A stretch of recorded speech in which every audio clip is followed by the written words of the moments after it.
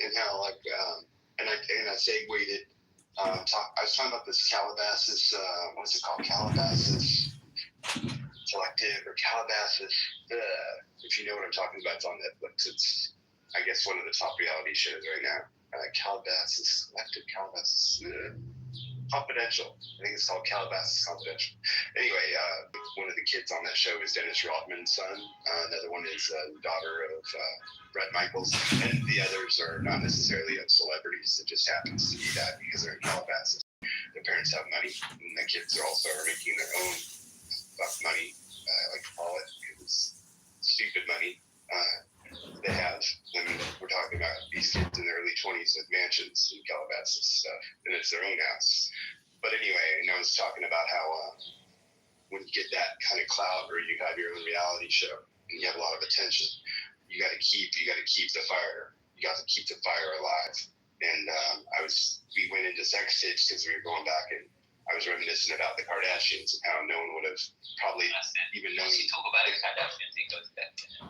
Yeah, exactly. Starting a videotape, and it was only because she was the daughter of Robert Kardashian, who was one of the attorneys for O.J. Simpson, the one who made the face like, I can't believe he is not, when the non guilty verdict came out, he was infamous for his reaction of like, oh shit, because he was shocked that he was found not guilty.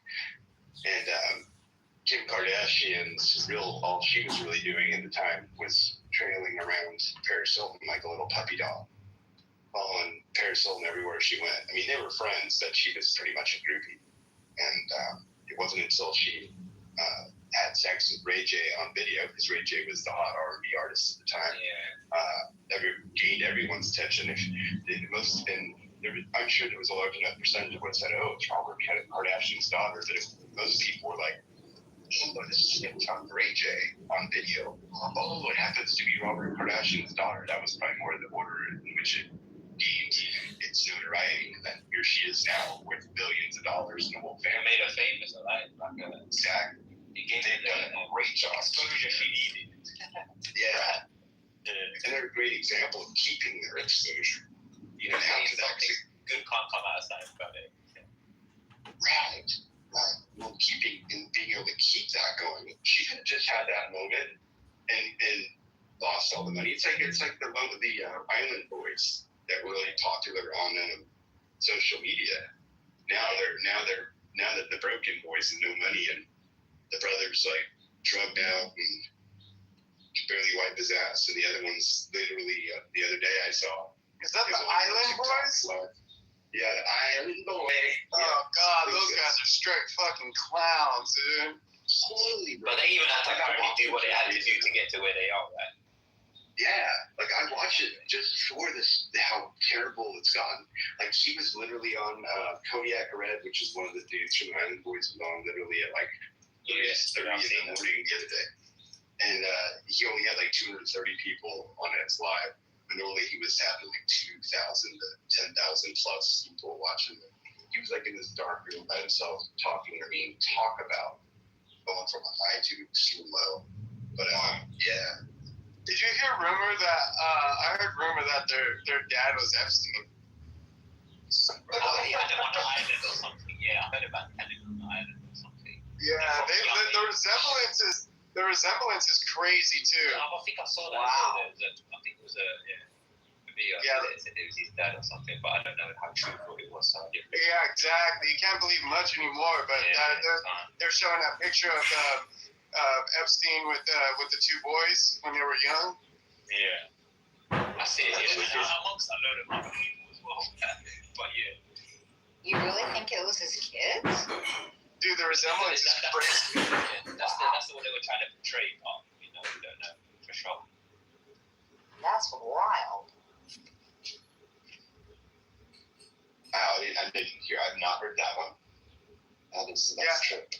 Look up. I don't know if you're free or if you got a computer, but look up the resemblance to him. Put the Island Boys and Epstein's photos, and it'll probably come up. You'll see there's a photo of Epstein. Like they look like they're like next to a beach or something, where they're kind of like he's hugging them, like they're posing for a photo.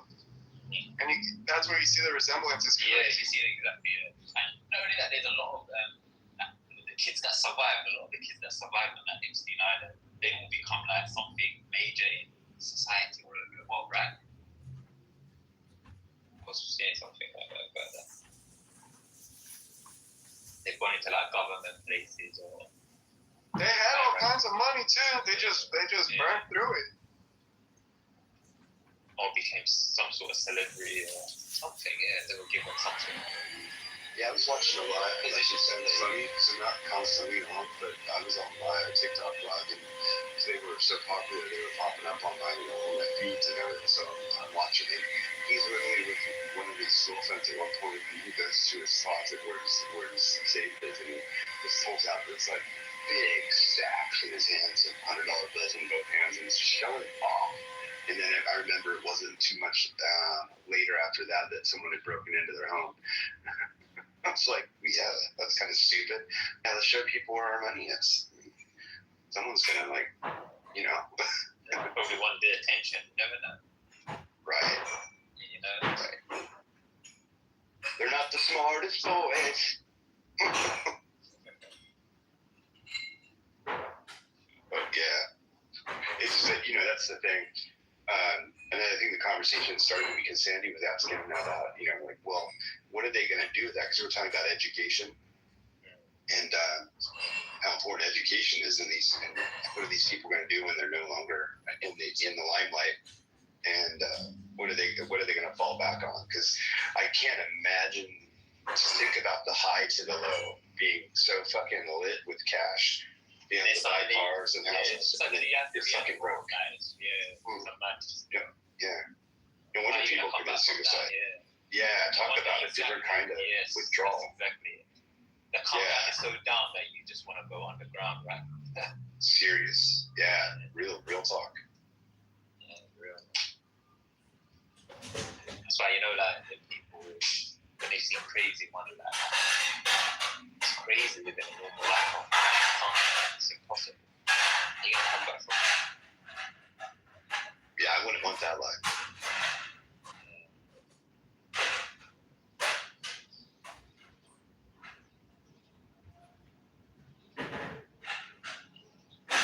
Georgia boy, what's going on?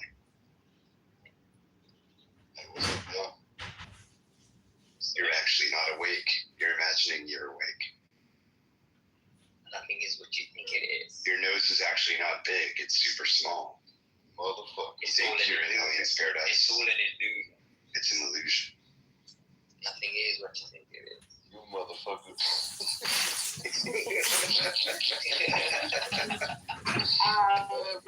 One moment. So yeah, welcome back, Georgia boy, and also hello, Pam, down there in the goo, and to the two Anons, Eggplant and Magic Wand. Welcome to Helen's Paradise. Thank you for joining us. Magic wands? Some magic. What is that? Magic wand? Yeah. Magician. Oh, there it is. Okay, I'm looking at it. I'm having to squint. My eyes are not able to see that. You said hi, eggplant. That's crazy. Oh, when's the last time a female ever said that to you guys? Yeah, hi, eggplant. She's all down there. Hello.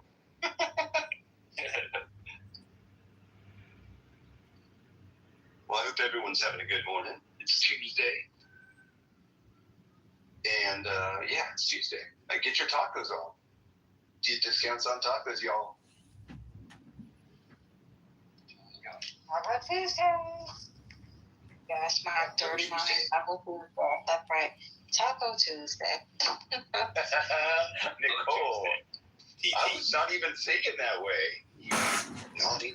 Every Tuesday is tacos and tacos too. Let me clean it up. Yeah, let me clean up my mind.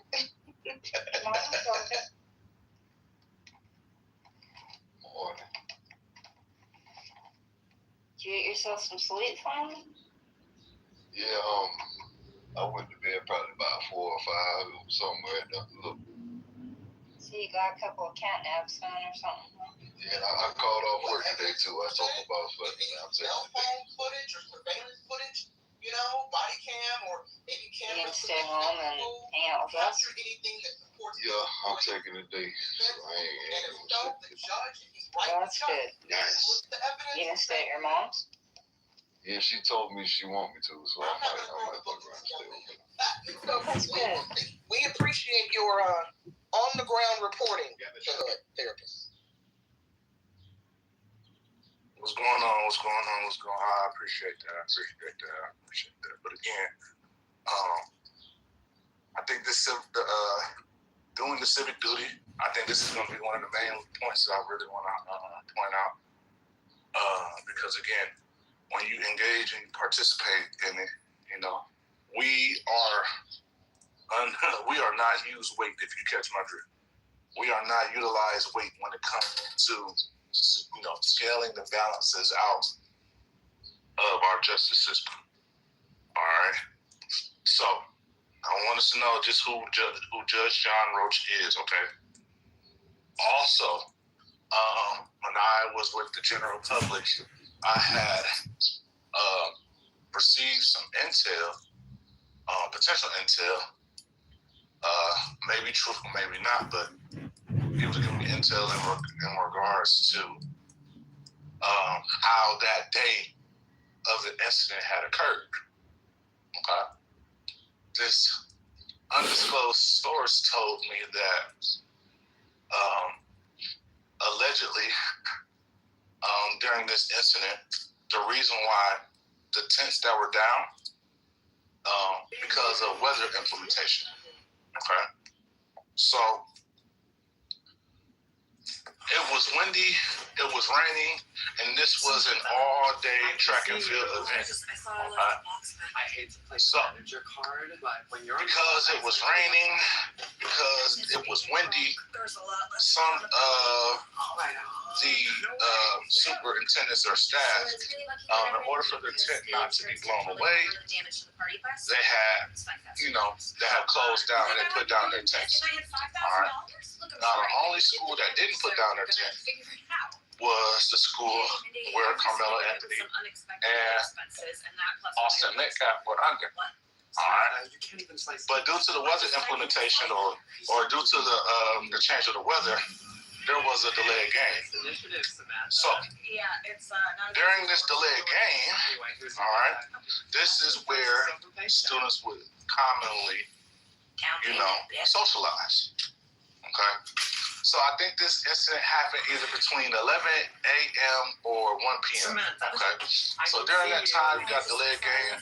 This is where allegedly Carmelo Anthony and Austin Metcalf were socializing, not with each other, but just generally just socializing with their competitors and their peers. Okay? They also told me that there is a possibility, not saying it's true or not, I just want to put that disclosure in it. There is a possibility that the Metcalf boys were not on the track and field team. All right. They weren't at the track and they weren't on the track and field team. All right. This is allegedly. But they were at the event. I believe it was confirmed that Carmelo Anthony was on the track team, but again, like I said, this may not be true. And plus, if they weren't on the team, doesn't mean that they weren't being supporters of the team as well. So those gonna be some questions I'm gonna start looking into and asking, just to be able to give a little bit more nuance to it. Okay. Another thing. Now, when you did your jury duty, did your judge provide like a civics test? No. Oh, okay. No civics test, no. All right. Like, did the judge ever ask you why it's important that people, why we have jurors in America? No. Did he become a professor by any chance? No. Every jury duty was always when it came around to asking each juror questions about professional life. What do you do for a living? Okay. All right. So my experiences was this Judge John Roach. he was giving the jurors, the prospects of questions, answers. When did America start having jurors in our court system? Why is it important that we have evidence? What is considered evidence? What is considered, misconduct? What is considered biases? And the jurors did have to answer that question. That wasn't a rhetorical question. These were all answers. Okay? These were all questions that the jurors had to answer. So, some people thought that was a good thing. I was a little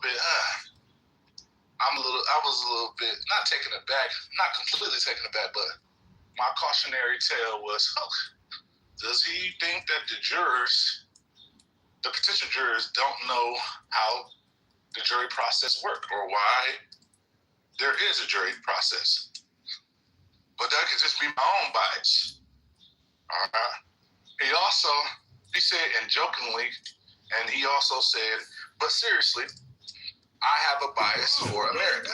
Despite the flaws in our system, we have the best process in America.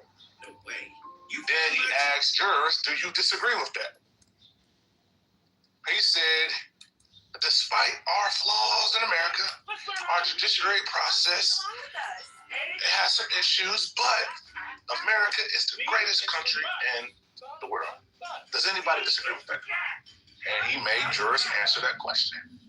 And some jurors said, America isn't only the greatest country in America.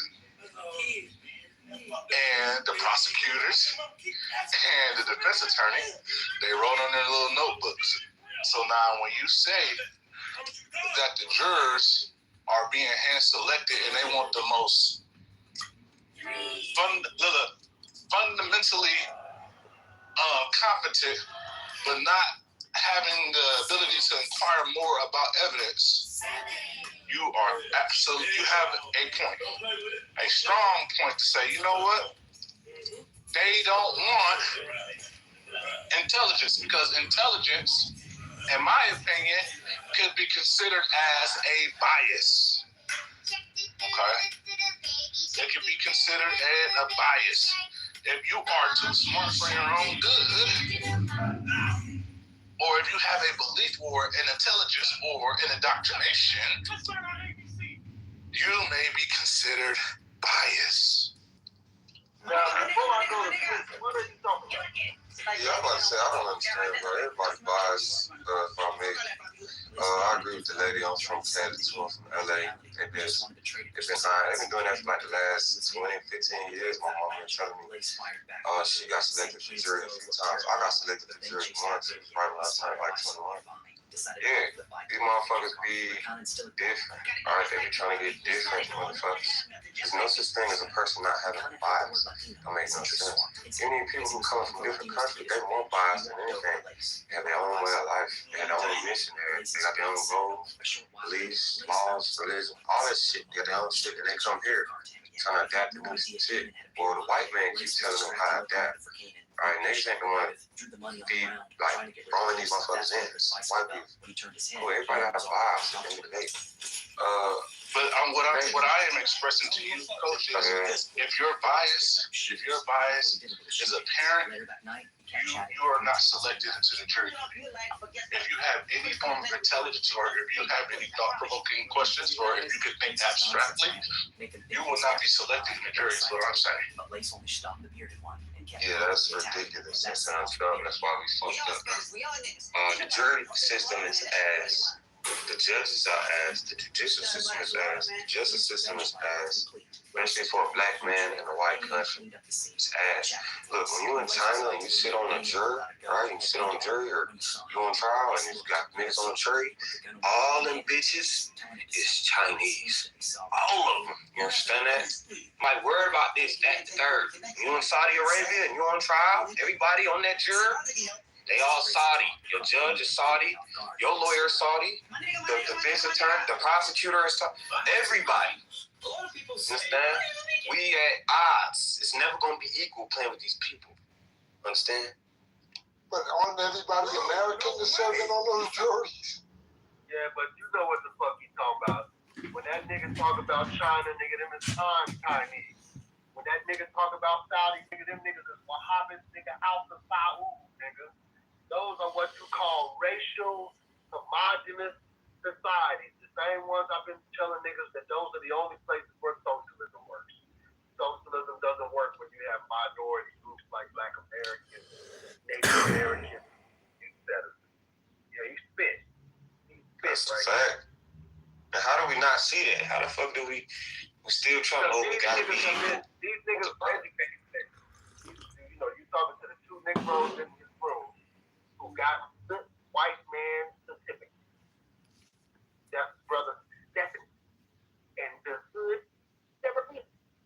Those are the educated Negroes. So they're gonna spot certain things that only educated niggas see. Like this jury fuckery. I would have never seen this shit because I expect it. But educated niggas don't. They've been educated on how to articulate. So let's let resident educated niggas educate us. Yeah, there's some super educated shit for me too, and I can't hardly. Niggas be too smart for their own good. You missing a big picture. Well, no, I think the point he's making is specific to this case. Nigga, we already see the Pepperwood judge. It's setting us up for the fuckery. Is that what you're saying, brother? The chances of you seeing this. Yes, to sum it up. We understand that all of these Pepperwood judges, when they go in there with the fuckery, they all set the jury up just in a different way. We've been around long enough that we should be able to recognize the fuckery from someone like them out there. Right? So I can follow all of that. You know what I mean? Now, when I get to like that is when we act like this is the dude. So when they get on that in the box. Had to come back, nigga, for the goddamn sentence. Yeah. Didn't get to go nowhere. Nigga had to hit the handcuff and go up under the jail. Nigga back to the holding tank. Hello. I am the token. We can talk about juries in this motherfucker, but nigga, I can talk about a jury in this motherfucker. You know what I'm saying? Type shit. Look, I hear you, twin, but you know, my daddy did 21, my uncle did 22, so I might be able to talk about it more than you niggas who was locked the fuck up. So I was out here trying to put the footwork in for you niggas. All right. Stay your ass out of jail, nigga. About that though. I got myself about this. Damn, you ain't had no support system then, gang. You need some niggas around you. No, I had a hell of a support system. I got myself about that. Nigga, I would have got to about that hoe. Listen, how you got about that master class? You should be charging niggas fees to explain to them how you got up on that jam, especially those that are still in the jam. No, I'm not even being funny. That is a master class. $99 minimum. $99 a month.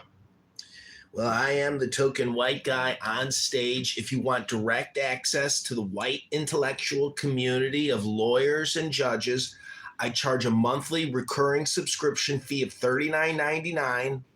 I'm happy to be here with you all. Hit me up in the DMs. I look forward to servicing all your crimes.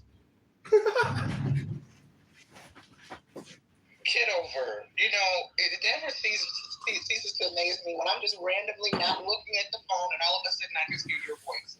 Okay? And it always gives me a chuckle. Anybody have a question for the resident white man? Yeah, I have a question. Have you been following the Carmelo Anthony trial? Of course not. I've only been following the Charlie Kirk trial because that directly impacts white people. Erica killed He said that. He said that. Put you in the matrix. Don't come over here and try to troll over here, please. Don't do that. Damn, give me.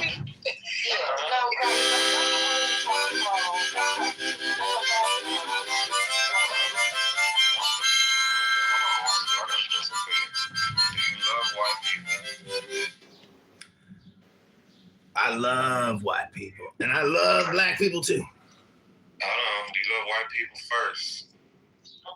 No, I do not. Don't even engage with them. One mic on say. I love me a racist. One mic, King said. Go.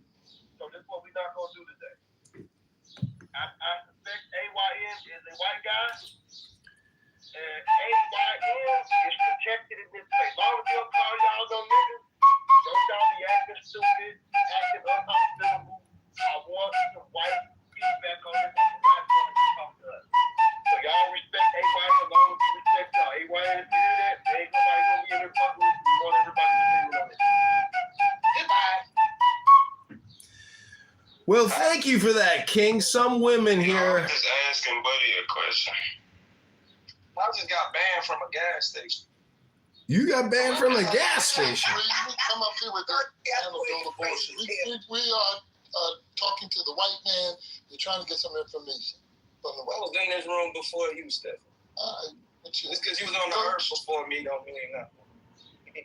Love you, brother. Chill. Coach, continue. I just wanted to prove my point of white people loving white people as they should. Like the white people who said they wanted to make a white town. Why the fuck is niggas crying and complaining about white people wanting to make a white town? They should have a white town. How do you feel about this white town, Mr. N? Yeah, I am actually blind, so I don't know the difference between white and black people. And all I'm interested in, if I was to build a town, it would be a town based on intelligence, not our people. And so intelligence supersedes, knowledge supersedes all this racial ideological identity politics. I'm interested in intelligence and knowledge and trading to make money. That's the most ridiculous thing I've ever heard, brother. Wait, no, he's got a point though, and I'm not trying to listen. I'm nice, not put on her a cape for the white man cape. I'm saying, what's wrong with a town built on intelligent people? Intelligent people will build and grow the town, right? Sustain the town, infrastructure, business opportunities, job opportunities. Is that? There would be unintelligent people. There's not enough intelligent people. Doesn't matter if there's enough. That's not lineage based. I don't care. I got cousins who's slow. I'm not gonna cut them off because they slow. I love them to death. I die for them. Still today. Look, it's not how shit work, right? You go to other countries still. They don't. Let's get rid of our unintelligent people. No. We still love our people. Plus on top of it, It's just a hypothetical. It's not. Nobody like you. Whether or not you were intelligent, you didn't have any choices. Like people, you got some people. Everybody has different. So just because it's doesn't mean you throw them.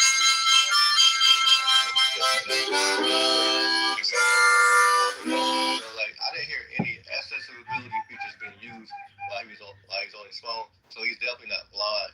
Or so I don't know what he's talking about. Definitely not blind. I just keep we know that boy. No, I'm blind to race. I'm blind to race. Yeah, but the truth of the matter is, like, here's the thing, right? To me, when it comes to black people, is you can't be pro-black, but only be pro certain black people. You get what I'm saying? And that's how a lot of people are only pro some of the black people. And even an example of only being pro-intelligent black people. Now, I do think that the people who are intelligent, the people who do know, like, it's our job or their job to, create a way for the rest of us, because, that's how it works in general. Like, this idea of this, all of us doing the same thing is not how it works. It's usually a few that make preparations and create a way for the rest. Not, demanding that everybody do this and do that. Like, that's not how it works, and that's not an effective strategy.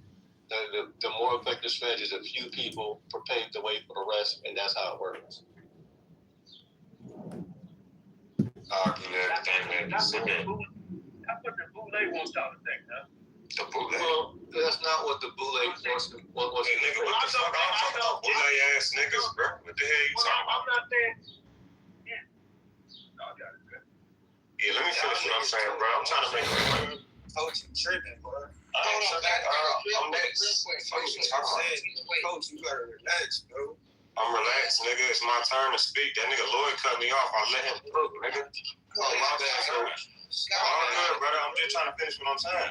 And you got it, Coach. Let me just remind you guys, just a gentle reminder, that this is King Six House, his room.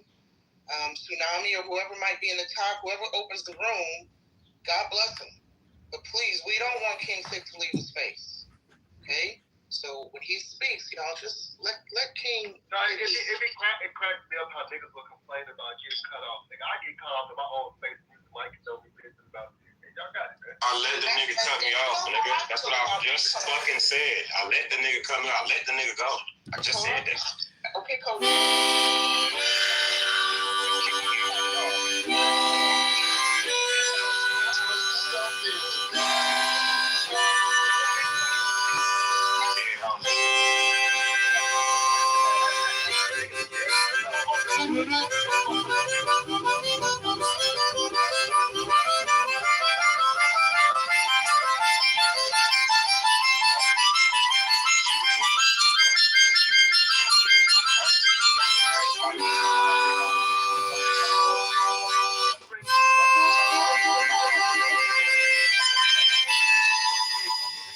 Fuck out of here. Nigga, I'm your motherfucking big homie, nigga, because I got enough sense to not bring niggas who die, nigga.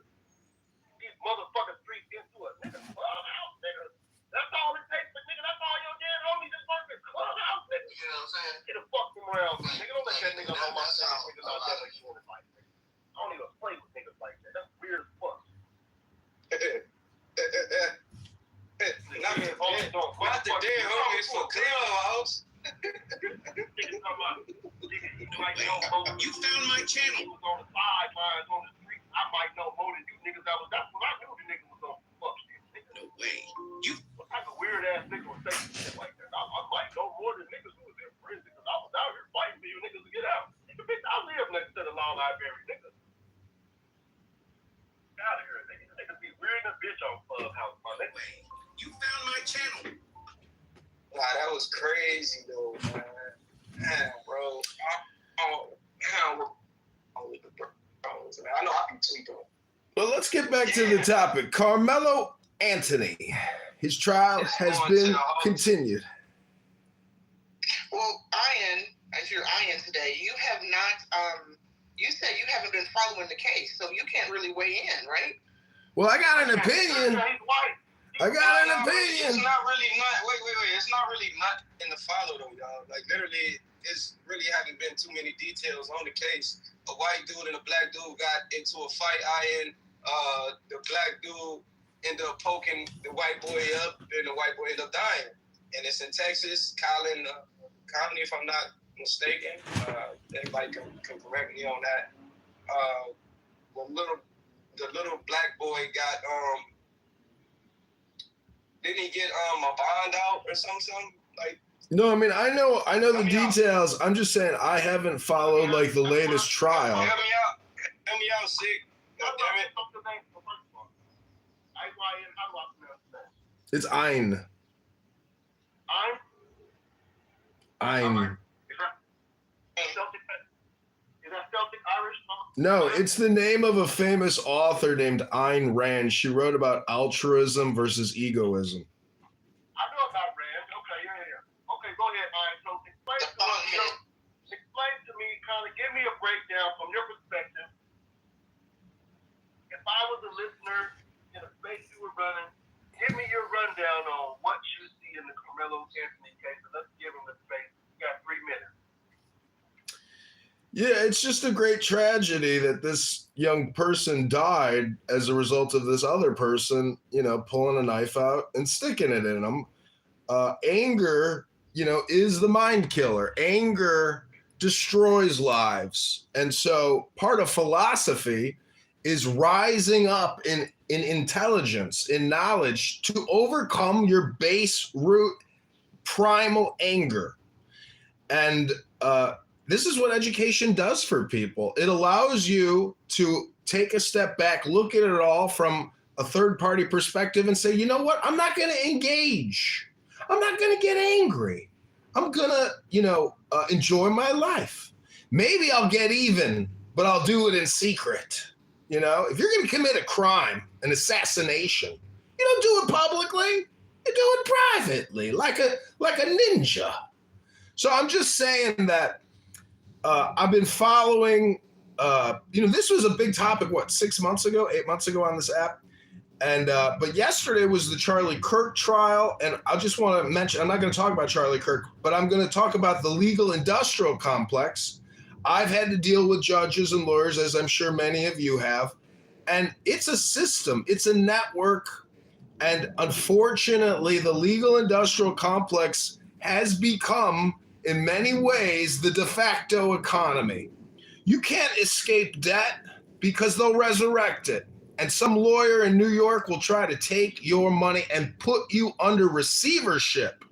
They will literally siphon your funds, take everything you have, and put a new tax on you, on your wage garnishment. So the truth is, everybody should be a lawyer, and then we should have a higher level of law, which is like at the graduate and PhD level. Those are the people who should be actually in charge of the courts, not a political clique. Because when you run for a judgeship, you run as a Democrat or you run as a Republican or as an independent. What the fuck does your political affiliation have to do with your position as a judge of society? It shouldn't have anything to do with it. It should be impartial. It should be according to the word of the law, not what political party you're a part of. And restorative justice is a scam and a fraud. Affordability is a scam and a fraud because our government is making shit unaffordable. It's not your local Republican committee person. It's not your Republican government. It's the fucking federal government, which is 40 trillion in debt. And your state governments, which are 200 billion in debt, and your city government, which is 50 billion in debt. Isn't there one fucking town in America with a surplus? So we live with a bunch of thieves. We live with a bunch of liars, and it's a game. And it's who can get the most before they die, apparently. It's not about actual truth and intelligence and transparency. And again, the restorative justice aspect is all a fraud. If you kill somebody, make the punishment fit the crime.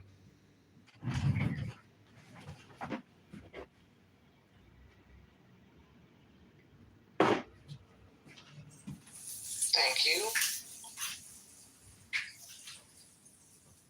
Quick room refresh till we go to the next speaker. Welcome to I just wanted to see if anybody had any comments on what I said about its effectiveness. I thought it was quite interesting. Well, I definitely agree with his point about what is your position as a judge. Your political position should have nothing to do with your ability to, look at the evidence, hear testimony, right, and dole out justice. I mean, that's my position. But here, I mean, so facts and evidence.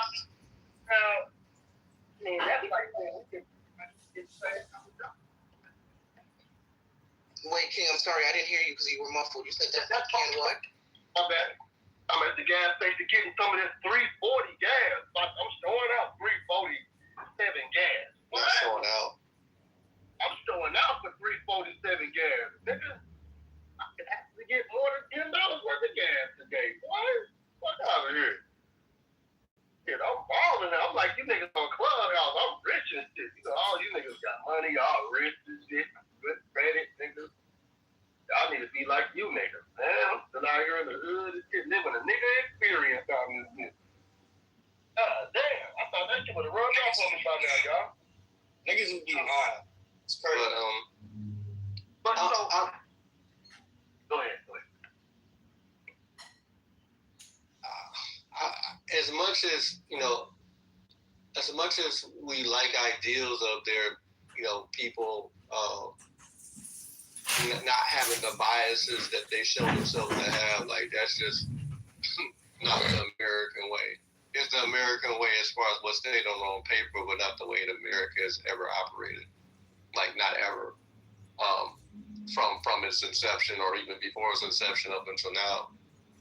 So, like, a lot of these things are ideas. I think the only ones that actually, in my opinion, believe in what's on paper actually operate, according to America's stated principles are black people. Because we the only ones that do business with everybody. we actually deal with everybody. Even to our own detriment to a certain degree. But as far as, when it comes to the system, the system is working just the way it was designed to work. Even when you look at, when you talk about the debt is even there by design. That's how everything operates. If the national debt was ever paid, it would totally collapse the whole system. It's designed to operate off of debt. It's designed so that the many can support the few. That's all by design. Because here's the thing: if you paid everybody a decent wage, and guess we know what happened? Then people wouldn't do the stuff that nobody wants to do. All of the tasks that nobody wants to do, there would be no motivation for them to do that. So that's why it's about design. It's always going to be poor people. There's always going to be people who are at a disadvantage, and unfortunately, that has been black people, and I think we have to stop identifying as laborers. We got to stop identifying as laborers. There's nothing wrong with doing labor, but and that being the identity that we're seeking is problematic, especially if we're trying to elevate. We identify as laborers, man. We don't identify as no damn laborer. I hear you. Why don't you believe we just identify as laborers? I didn't say why, but don't identify as laborers. All you gotta do is look at all the effort I gotta put in to niggas who wanna be all the builders. Because everybody tells me nobody wants to do their job, but them jobs don't make no money. Even though I speak the language and work with people who get all the goddamn money, nigga, they look just fine over there at they motherfucking $800,000 house. But they're laborers. We don't have to buy as laborers. But we feel sorry for all the illegal immigrants who came across the border who were nothing but 100%. You know, not identifying as laborers. Well, we probably would be out here, nigga, have no problem. The fact that everywhere you see laborers, that's going to be us. So if we identified as laborers, we probably would be out here standing against immigration instead of being the motherfucking doormat welcoming it, begging for it. You found my channel. Well, I mean, this country was a country of immigrants anyway. So being against immigration is kind of contradictory at its very core. No, that's not true. That's not true. We disagree, which is fine. But as far as when but I disagree in fact. So we can run that. We can run that one. There's plenty of America to go around. America identified as a nation of immigrants. What you said? I said this is a country. I didn't say we identify, but this is what it is. It's not identified, but that's what it is. Thank you so much. It means the world to me that you are watching this. People came from here. What are we talking about? We're talking about in a time where we're talking about. See that? It's one of the disingenuous remarks I hear from people. It's not disingenuous at all. It is disingenuous based on the scholarship. Because the scholarship would suggest that what immigration policy existed at the time we're calling these people immigrants? None. So wasn't even called immigration at that point, though. Was everybody who arrived here at some point immigrants? Yes. Even the people who supposedly crossed the Bering Strait were also immigrants. Even the Moors who came here in the whatever century you want to believe, whether it was the 5th, the 7th, or the 15th. Bottom line is that when we talk about immigration with an I. See, we're not talking about immigration with an E. It's different. See, people immigrate all the time. You see what I'm saying? But when we talk about immigration with an I, there's a certain group of parameters that must be set up. One of those is actual immigration laws. So if people show up before My they friend. legalized immigration. My friend! It's my friend! Once we set up laws, then you become immigrants with an eye. Oh my God, did I just teach the niggas the difference between immigration? You're in prison! It's a difference. That's your argument? I'm from here. Yo. I'm at the second best place besides. But yeah, I don't know where you from, but I'm from here. That's a fair argument. Is your lineage Let me restate it. So we Yes. clear on what the argument is. And the argument is this, is that if you have immigration, right, in a country that has no immigration law, that is not even a nation that can even accept immigrants because they don't have any immigration rules, no regulations, no laws for it or against them. And that's what we had here in America. We didn't have a place where there was like an immigration quota or immigration laws, where there could be immigration standards, standardized immigration. None of that exists here. So what I'm saying is that when we call these people immigrants, You found my channel. to some degree, yeah, we're saying they're not from here and they came from somewhere else. We all understand that. But they didn't come from somewhere else to America, in America. Okay, my friend, I'm gonna let that simmer. Where are you? You're at the pastry shop. I'm at the gym. Well, good for you. I'm glad. Have you broken a sweat yet? Yeah, I'm almost done. I'm about to leave. How long does it take you to break a sweat when you get to the gym? Well, I ran here, and that was about a mile. And then I did 5 miles on the extra bike. And then I did like. That's not what I asked you. I would say about 8 minutes. Oh. I'm about a 15-minute kind of guy. Takes me about 15 minutes on average for the body to start flowing like a waterfall. A waterfall. And that's cool to you, which is fine.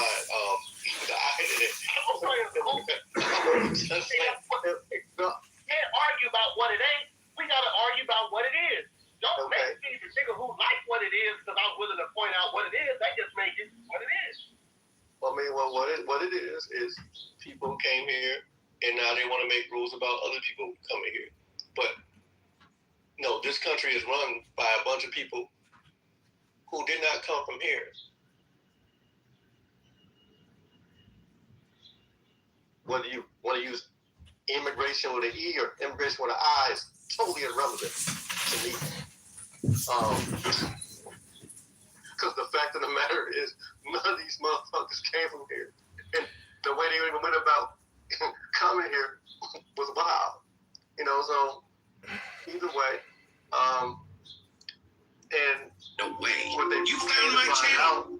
Is the immigration. They break the immigration laws on the books by coming here.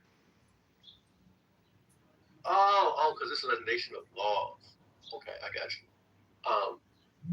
Laws that are, also the ones that, that they interpreted from by saying that the white man, the black man has no rights that the white man was bound to respect. The ones that they had to go through and implement extra amendments that were supposed to include all men, but somehow we had to have extra amendments to include us. Those are the ones you're talking about. Can I say something? I will be sure. This is Ein. Can I say something about the topic? No. You're not going to interrupt what we're talking about. No, we're not doing that. Well, I'm not interrupting. I'm trying to add, not interrupt. How are you adding? That's why I was asking to interrupt, but I can wait. I can wait. Go ahead. Well, I just want to say that all communication is political. Every topic is political. Immigration is political. Concrete is political. Cell phones are political. Everything is political. And in this country, with Joe Biden, with the millions of illegal aliens flowing through the open borders, crossing the Rio Grande, people overstaying their visas, etc., many of you know illegal aliens, and they're not, murdering you or robbing you. And in fact, they might be fixing your plumbing. They might be doing your drywall. They might be doing your gardening. They're not, bad people. They are breaking the law, but to them, breaking the law is better than living in a shithole third world country making less than $1 a day. They're willing to take that chance and risk for a little better life. Can you really fault them for that? No. But again, it's political. So the Democrats know that an illegal alien is 99.99% guaranteed to vote Democrat if they can get to a ballot to vote. And the government now with Donald Trump is trying to restrict unrestricted voting. And again, it's always political. The problem with bringing in so many illegal aliens is that it guarantees a Democrat supermajority all the time. If we don't have the opportunity to flip our government left to right, right to left, left to right, we can't rotate. We can't dance. This country will become a fascist shithole of wokeism. Is your son transgender yet? Has your son decided to mutilate his body and remove his penis yet to conform with social values? We have to question the values in society.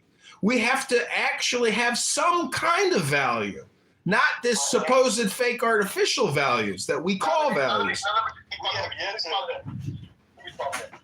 Those values came over here with the Europeans who came and colonized the land. They brought that with them.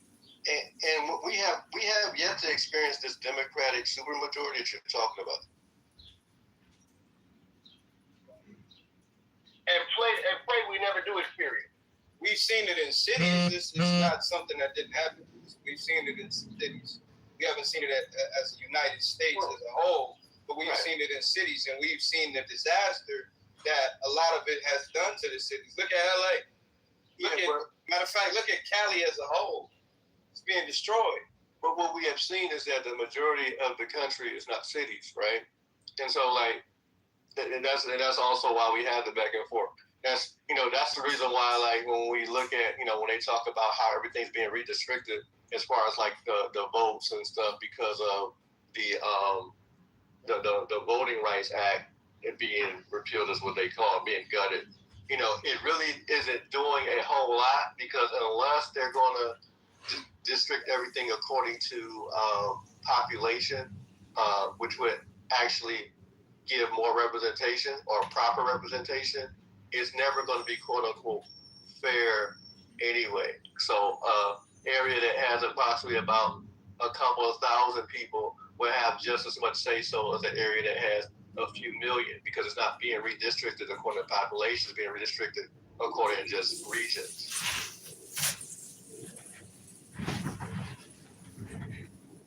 Well, all the redistrict. I mean, I used to work at the census. The point is, it isn't going to be fair. The point is that even, despite the fact that there's a super majority of Democrats, you found my channel. I'm not going to ask you to like or subscribe. They don't have as much. You found my.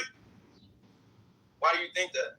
Now let's look at Chicago. I just described it. I'm gonna describe an example. Let's look at Chicago when Chicago was dealing with the migrant crisis. That coon-ass mayor elected by the teachers board and the super Democrat majority there in Chicago, when he said no to federal government coming in and getting control there in Chicago. It wasn't that the city didn't have control and the federal government or the state government had more power than the city of Chicago did. It's called sanctuary cities, not sanctuary states. And in order to be a sanctuary city, the city itself must be autonomous to some degree, must it not? Or the whole state would look alike. But I guarantee you, I can show you cities in Florida where you got a sanctuary city like Miami. They better not bring that shit to motherfucking Polk County, They'll find their motherfucking ass on the first thing smoking back to wherever the fuck they came from. I'll tell you that shit right now. There's no sanctuary, no motherfucking Lakeland. Take your ass to Lakeland talking about, oh, it's a sanctuary city. Go to Haines City talking about, it's a sanctuary city. Yeah, right. So, those cities got a lot of Chicago has almost a $20 billion a year annual budget, and the Aldermanic Council voted the sanctuary city status. Brandon Johnson just borrowed $1 billion, and now he's giving out $70,000 checks to families that want to put money down on a house. When did a city and a government ever start handing out checks for down payments on mortgages by taxing other people? This is all wealth redistribution. During redlining of black communities in the 1910s and 20s, when the federal government established these organizations under what we call the New Deal, immediately after being established under the New Deal, these organizations began redlining and locking black communities, black families. Now, not only did they do that, they created today what we call the modern day suburban neighborhood. They were called Levitt Town Homes, Levitt, Levitt Town. And so this was a Jewish man, Abraham Levitt, and his Jewish son, who were also white, right? Because they're white Jews, so they're white and Jewish. They're not either or. They're both. This is Levittown, Pennsylvania. Levittown, Pennsylvania. Your mic is covered, King. We can't hear you. Sound like you far away. My window's down.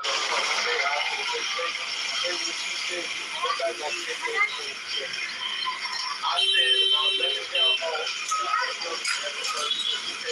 Home. Levittown Home is the mayor of the first. When you walk into the neighborhood, all the houses look like cookie cutter homes. Like most neighborhoods in America, even the rich homes, cookie cutter houses. Right? And so this was Levittown Home. And whites were able to do this, the bill, and the federal home law, the SHA law, that was given by the same government that had written black American tax law, didn't redistribute that wealth back to them, but they were literally giving out, giving away. Not only that was the only time, right? Also, if you look back to American history, there's a thing called the Homestead Act, where America gave away hundreds of millions of acres of land free of charge. The only qualification you had to have to be white and head of household. You get Iowa, Nebraska, many other states in the Midwest were created almost entirely from the Homestead Act. Then not only did they give them those free homes, those free homesteads, they then built Kansas State, Iowa State, Ohio State, Penn State, and state agricultural colleges to then be able to educate these whites who had no role. The evidence for the narrative economics is all over Elon Musk's X space. If you X account, if you do want to see the evidence, and unlike an actual trial in the real world, where actually I just got off of a conference call and a status hearing with a judge and attorney because I'm suing the federal government, this is not an actual courtroom, Steve. This is a conference call for strokers. It's called Dinner for Schmucks. Welcome to your reality. Hello. Those will be 2 times in American history. The whole goddamn country in some cases. Handed out free because even when you start, the evidence would just be catching up. Yeah, I mean, listen, I'm not saying that all these things haven't happened already. There's nothing new under the sun. I'm just making an argument. You just said when I just want you to be consistent with what you're saying. You just said, when did this ever happen? Okay, got it. I'm correct. I'm correct. You did insinuate that. But yeah. Okay, well, you're correct. Okay, well, I stand corrected. But I'm just my name is Ayn Rand because I'm reading a book called The Virtue of Selfishness. Statistically, economically, running a business as an altruism, you can't run a business like that. You can't open a pizza shop and give out 51% of your pies for free. So all I'm advocating for is naturalness, a natural economy, not this fake, artificially stimulated economy that we spend $7 trillion plus a year at the federal level and only take in $5 trillion. I'm just saying that. How would a natural economy work? It would actually be a balanced economy, meaning that we would have a balanced budget with no debt. We have to start paying the debt. Otherwise, services will. Have to pay the debt? Well, we don't necessarily just have to pay it. We can actually cancel it. We can do debt resolution, debt negotiation. This is the future of politics, the future economy. the country has reached a tipping point. Made to run Lloyd, just let him get his point across. See, when you say the system is engineered to keep the people working to serve the top 1%, 10%, et cetera, I'm not saying that you're not right, because the banking industrial complex with interests and loans, and then ultimately, if you can't pay back those loans, they start doing wage garnishments, and now you become a debt slave. We technically shouldn't have debt slaves in this country, but we have men and women, whether it's child support or whether it's other forms of debt, half of their life is just servicing debt.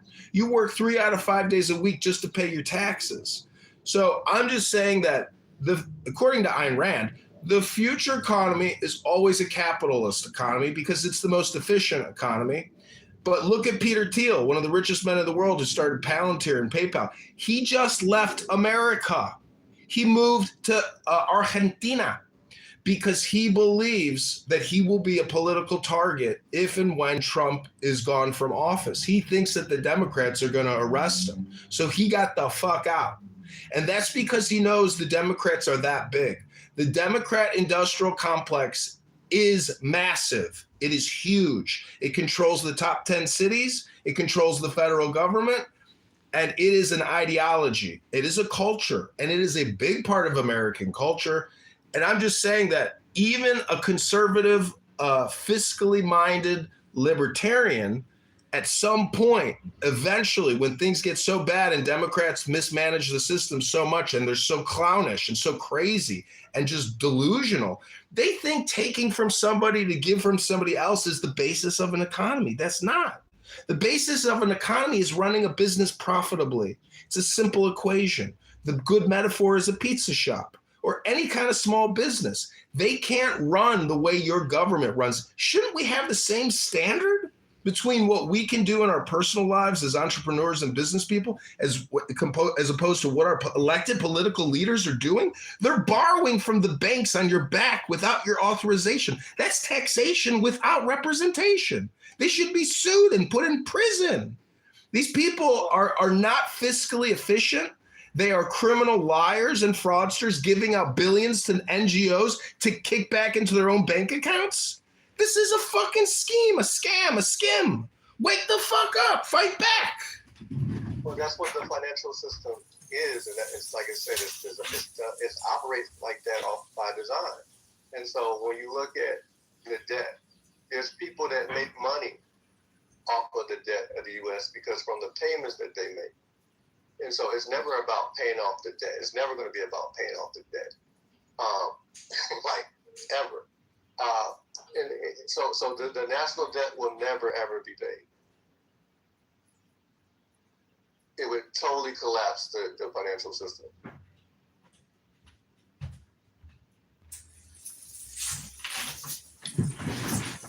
Well, we have a corporate-run society. There's a fundamental understanding about how at least modern day economies work.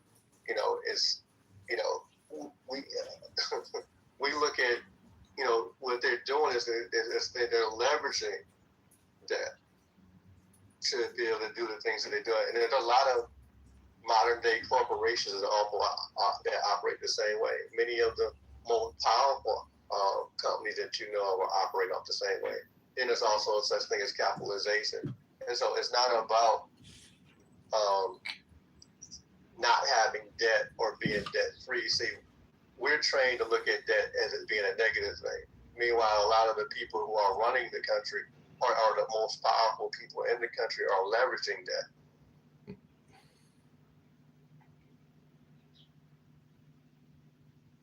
I get it. Interest is a business. I'm just advocating for liberality. The liberals are cultural liberals. They're not economic liberals, meaning that I should be able to compete with Pizza Hut and Taco Bell in an unrestricted manner. But the government comes in and says, no. You can't operate this little tiny business on the street. You got to have an actual, licensed, permitted facility. And so I'm just advocating. Well, who pushes those policies though, right? We know who pushes the policy, just like when we talk about local government, it's not really about the political party that's in power. It's about the businesses that are in power, the businesses that have influence in no particular governments, whether it's city, state, whatever. Like this is that run this country. That they're the ones that pay the money to get policy passed through. That they're the ones that that make it so, or that pay the money for there to be restrictions of who can have a license to do this, who has to get approval to do that. It's all by design, and there are a lot of those behind it. Matter of fact, the school system that we all participate in was instituted by businessmen, right? And so, like, I think a lot of us are, when we argue these points, we're arguing based on the way things were marketed, not based on how they were actually instituted, or understanding the real purpose of these things. I get it, the school system was made to groom workers, and the corporations were meant to collect taxes on behalf of the government, and so that's part of the pipeline. People talk about the school to prison pipeline, and that there's definitely one, but there's also a school to worker pipeline where they make sure that they're able to collect what they collect. So that's the reason why these companies, they get the tax cuts and the things they get, because they are doing a service to the government. I get it, but history shows us that, like what Pharaoh said, let it be said, let it be written, so let it be done. And countries come and go, political movements come and go. Change is actually the normal and the standard. So I'm just saying that, Ayn Rand was very popular as a publisher in the 60s because at that time, America was actually ramping up its socialism.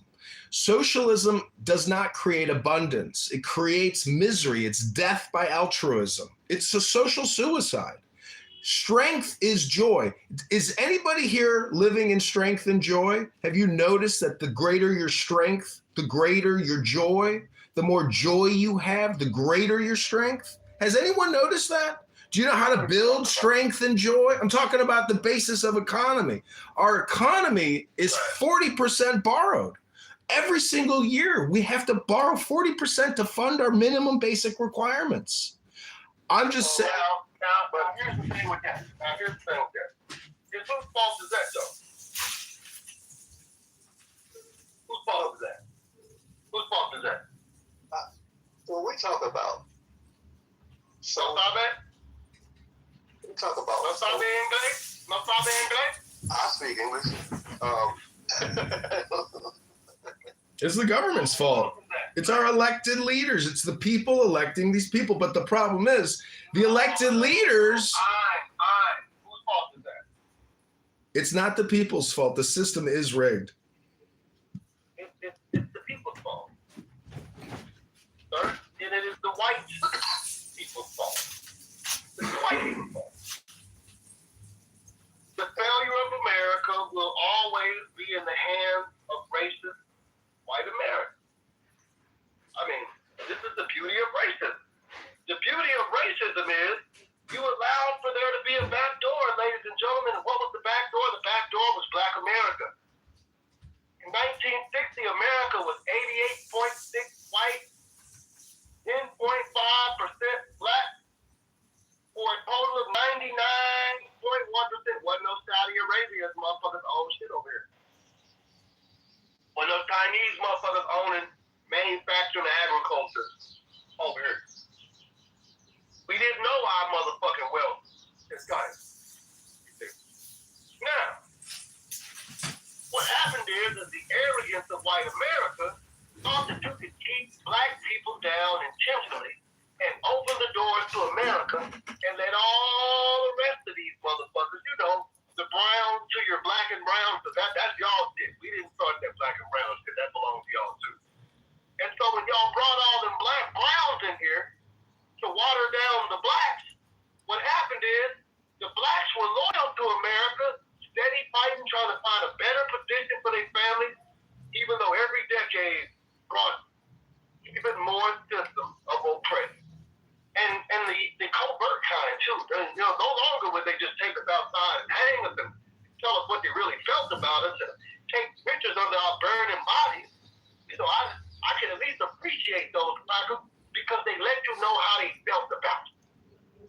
those crackers. So, unfortunately, it's the psychology of the crackers of America.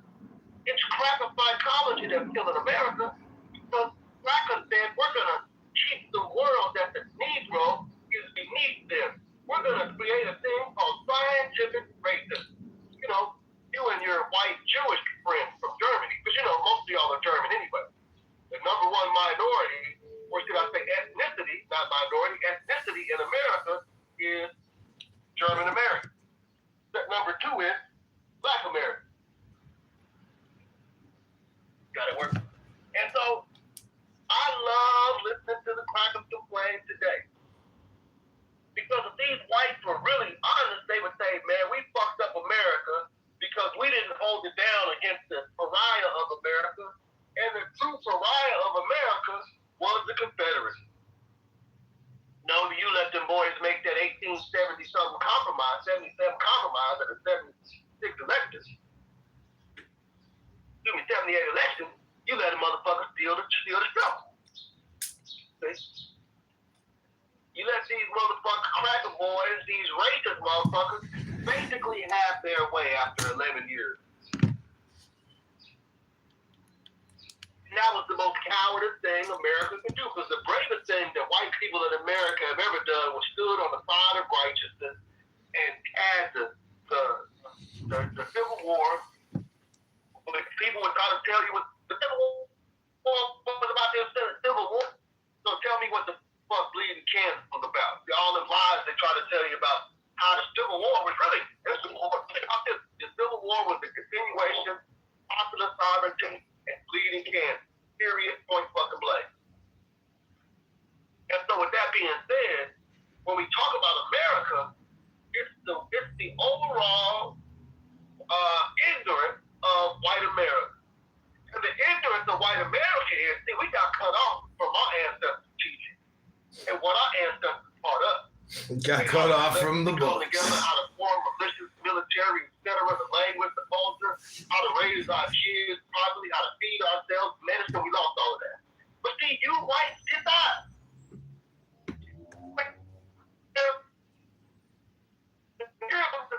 Watch out for them goddamn Jews. They're like really off you. All they listen. And the same thing that happened in Europe in past is happening in America now. So it's all y'all fault. You mean? Somebody took the books of your history. Somebody took your motherfucking past. It was right there. I studied the motherfucker. Yeah. So, with all that goddamn crying, they come to the table and say, look, we fucked up. And we motherfucking owe America our lives. Y'all bring up some goddamn blood. Get y'all ass out there and get to dying for America, man, and make this shit right. And with that, Well, you know, I think that life is a little bit like a first-person shooter game. So even, let's just go with everything you just said is 100% a fact, not an opinion. It is the truth. And what you just said is undeniably the facts of history. Let's go with that. You still have one, you know, as like a first-person shooter, it's still your strategy, you know, and how you optimize and create your life. Creative intelligence is what sets you free. Creative intelligence is what gives you the therapy you need to move forward in strength and joy. So I'm just saying that until Black politicians become Black philosophers, they will never liberate their people. Black politicians will only abuse their people. No, sir. We're not waiting on Black fucking. Are you fucking serious? Waiting on Black politicians? I'm not waiting.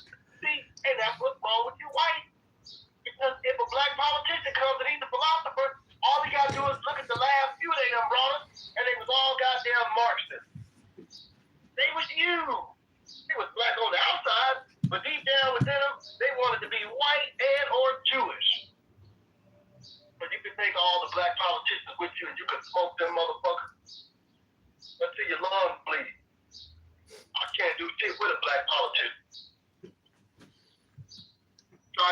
here. Well, that's right. You go by the name King, and I'm a big fan of Marcus Aurelius, who a lot of people consider a good example of a philosopher king.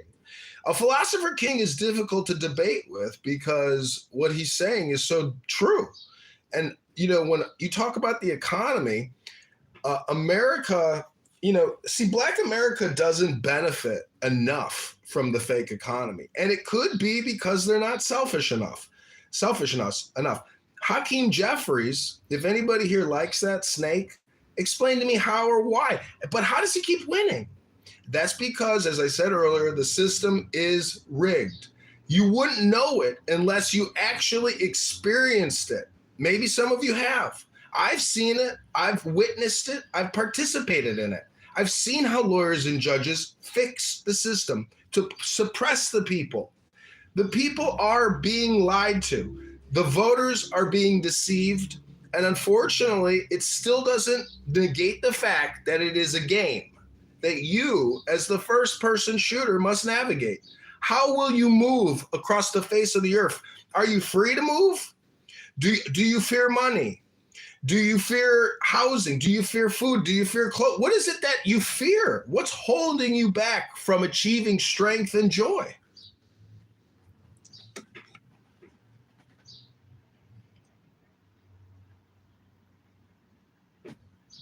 I would have to say I'm the strength and joy giver around this month.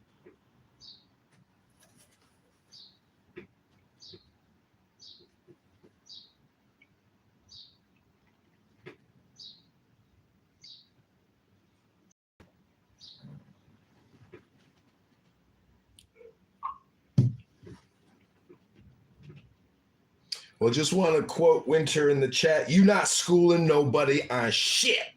You know what's been holding us back. Who the fuck you think you're talking to? That's crazy work. But I think a lot of us know that the game is rigged, but you cannot lose if you do not play. But a lot of us feel like the reason why we're losing because we're not playing it right. We just play differently. And we just rearrange our strategy. We just gotta play the game from the inside. We have to play it just like the white people were playing it. We just play it just like the white people were playing it. We're gonna win. No, because they game, they just change the rules. we fight so hard to have a spot at a table that wasn't meant for us, and it's crazy. It don't matter these systems. It don't matter whether it's capitalism, communism, socialism. Those are just systems. It's not about systems. It's about proximity to power. All of these systems that we champion so much, you know, it's still the many supporting the few. And who are the few? And so if the same group of people are benefiting, no matter the system, why do we fall into the trap of blaming systems? It's retarded, it's dumb, it's asinine, it's all of those, because the system doesn't matter. You think people under capitalism is any happier than the people that's under communism, or any happier than the people that's under socialism? All the systems is people that's at the bottom supporting the people at the top. Every single one. Well, Lloyd, do you believe in the collective unconscious? I don't even know what the fuck that is. Meaning that like there's a herd mentality. I mean, that's something that happens. So when I say that the system is corrupted, look at Karen Bass and Spencer Pratt. Obviously, Spencer Pratt would be the better solution for Los Angeles, but the collective unconscious is going to vote and put Karen Bass back into power. The system is not corrupted. It's working as designed. What I'm saying, the system has a tendency to veer towards the collective unconscious, which is really altruism, which is death by suicide. Towards who? On the altruism of who?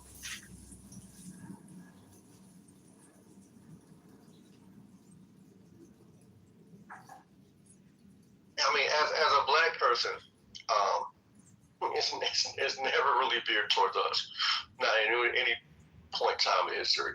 You know, maybe it may be different in your case. But as far as black people, the system in any way, shape, or form has never benefited us at all.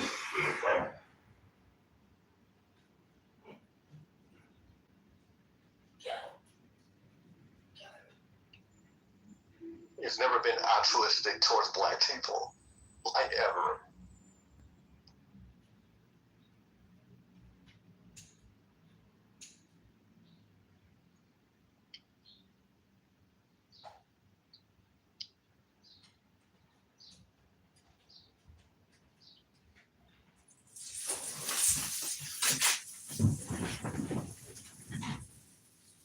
Well, it's been fascinating talking with you all. And NY, thank you. I can't wait to come to your movie review about The Odyssey with Matt Damon, because Matt Damon and that movie is going to be one of the biggest flops of the summer season. I agree. I will see you this Saturday, sir. 2 p.m. Central, Press Hollywood. Shameless plug. Now I'll do a quick room reset. Welcome to By Any Means Necessary. Today we're talking about the Carmelo Anthony trial. It kicked off. The hood therapist was in here earlier, and apparently he is covering it. I mean, he attended day 1 of jury selection, and it's ongoing, according to his account earlier when we opened the room up. And so I think his court session is not meeting today, I think. What he's saying is so true. And, you know, when you talk about the economy, America, you know, see, Black America doesn't benefit enough from the fake economy. And it could be because they're not selfish enough. Hakeem Jeffries, if anybody here likes that snake, explain to me how or why. But how does he keep winning? That's because, as I said earlier, the system is rigged. You wouldn't know it unless you actually experienced it. Maybe some of you have. I've seen it. I've witnessed it. I've participated in it. I've seen how lawyers and judges fix the system to suppress the people. The people are being lied to. The voters are being deceived. And unfortunately, it still doesn't negate the fact that it is a game that you, as the first person shooter, must navigate. How will you move across the face of the earth? Are you free to move? Do you fear money? Do you fear housing? Do you fear food? Do you fear hope? What is it that you fear? What's holding you back from achieving strength and joy? I'm always a fan of white people fucking around and find out. Bro, no way! I was tired, and I was annoyed, and I was done. Bro, no way! You found my channel. Do you know these 10 songs? Bro, no way! Do you know white people? I was tired. No. In case there's a white people fucking around and finding out, things would be a little bit different for us. You know, one of the things about us is that we're so loving, giving. You know, despite all the things that people like to point out negative about black people, there's a lot of things that are very. I was tired, and I was annoyed, and I was done. But you know, if we were anywhere near the monsters that they presented us to be, the world would be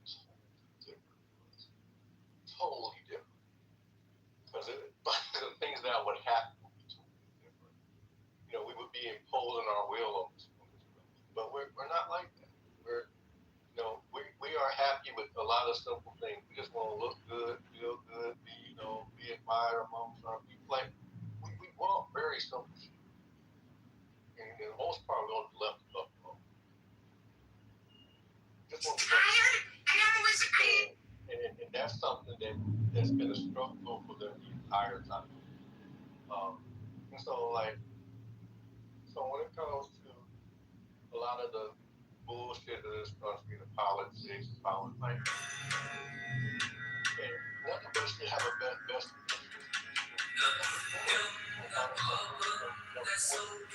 Unless abuses were thrown away by us, that's the only way that we're actually going to look out for it.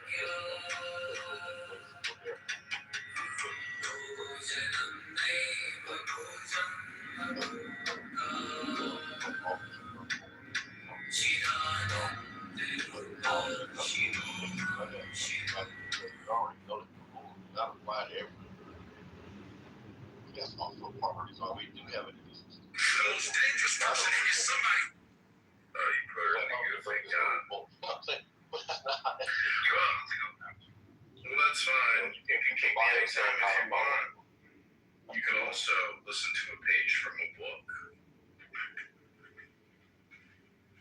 You know, why don't you turn over the page and go to As Above, So Wait, you found my channel. You won't believe it, but you know, we'll do this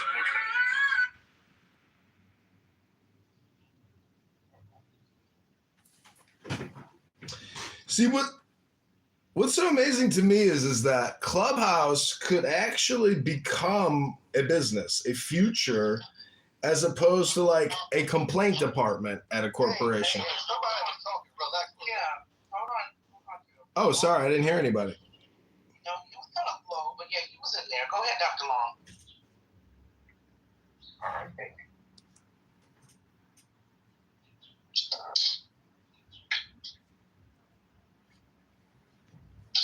Sorry, guys, I had to close the door for a little bit of after medication.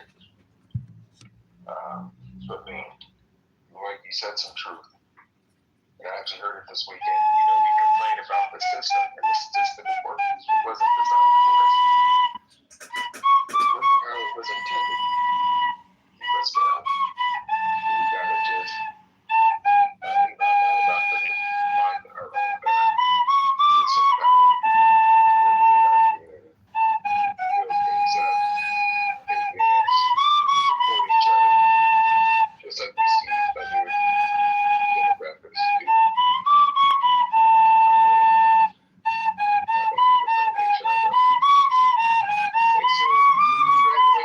Congratulations if you did. 2-3 weeks ago. Thank you. I appreciate it. Yeah, you did the damn thing. Congratulations. Thank you, guys. Thank you. I appreciate it.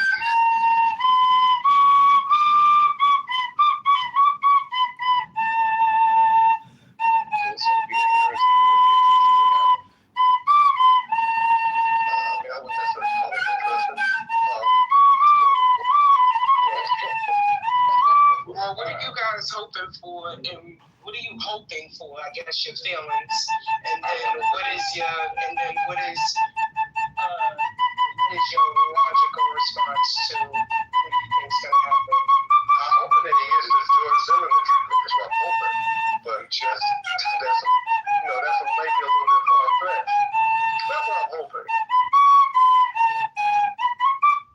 Well, it's certainly interesting that to answer your question, as I stated earlier, I'm hoping the same thing. I'm hoping he gets off. I have an inkling he will, or again, as we all know, it comes down to the evidence. I don't know if he's facing life or how many years he's facing.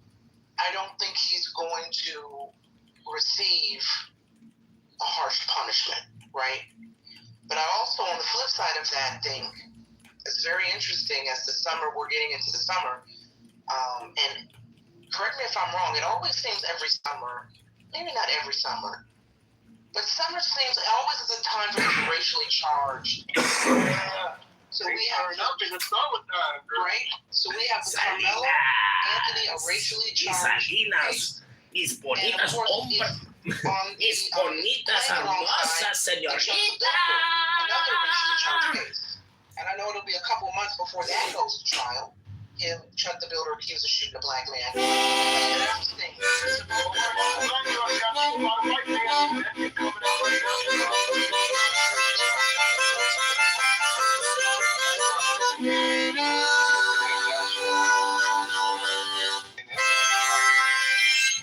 There was a white boy that got into a fight with a black boy in a park, and he hit the black boy in the head with a bat, and the black boy is in a coma right now. So you see how all that goes.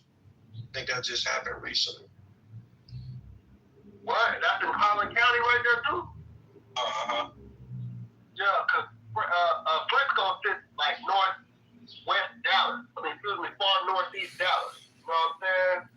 So, My friend. This, bro, it's like, it's just outside of Dallas County. Which, you know what I'm saying? Most motherfuckers who live in Frisco and got a good job in Dallas. That's why they work over that. They live over that motherfucking shit. Anyway, but yeah, so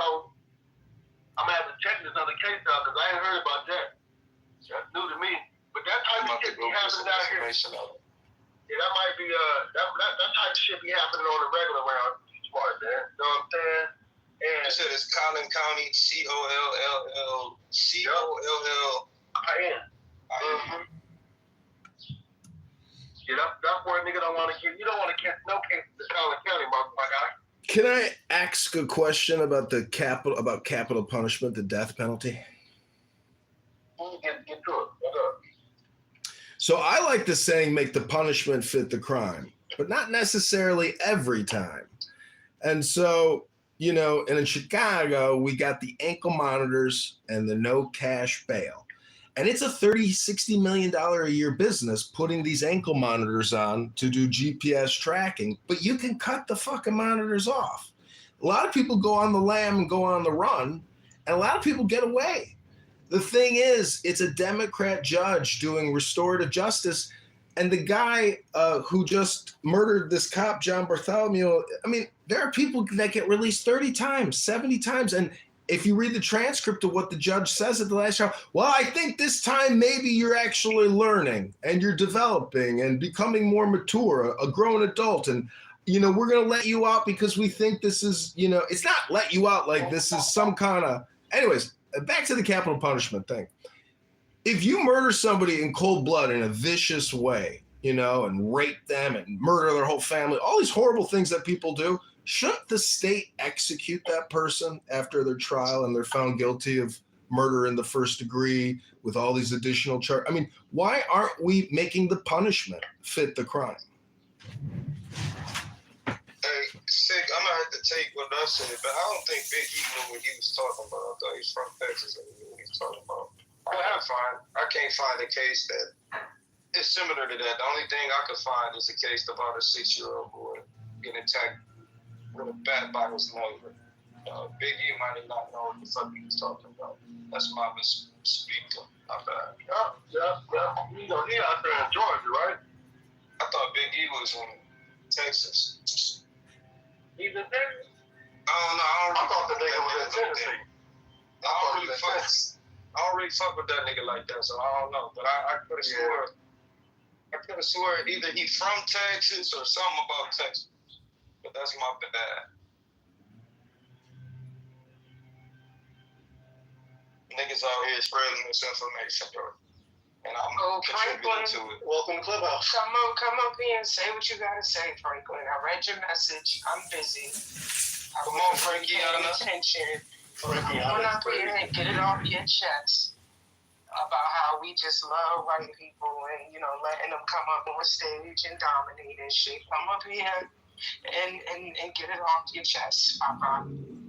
Come on, Freshawn. You think I've been dominating? I'm just one little tiny man with an opinion. You're not dominating. You're just not adhering to, like, you know, you're not adhering to decorum. You know, and it's not your fault. You don't know any better. That's just how. You know, it's a white people thing. You know, it's just you know, you're operating the way you're used to operating. He didn't say that. I'm just adding some extra sauce. I'm saying what I'm saying. I'm talking about what I'm just saying. I'm adding extra sauce. So here's what I don't do. But come on. Here's what I don't do. Right. I try to be as authentic as I can to my real self. Right. So, you know, I have opinions about the white folks, but nigga, like, let's be real. If your ass gotta go down to the Social Security office to get a new Social Security card, nigga, to close on that house that you need to close on.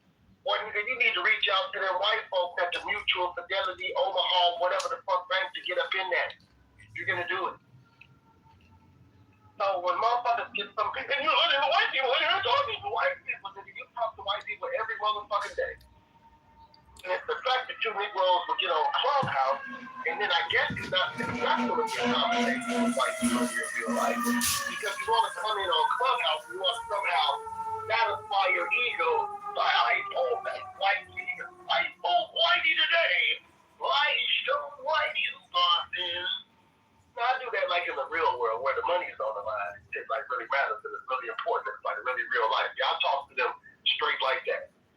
But I show them the same type of respect on the real world. Just like everybody else do all that old weird ass talking crazy to motherfuckers.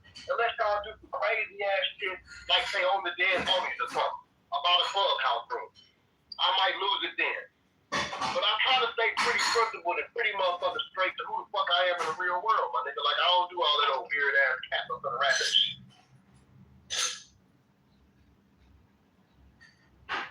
Yeah, I mean, I agree. I'm the same person. But I'm the same person all the time. I don't have no alter ego or no representative or no crap. But, you know, I mean, people going to operate how they operate.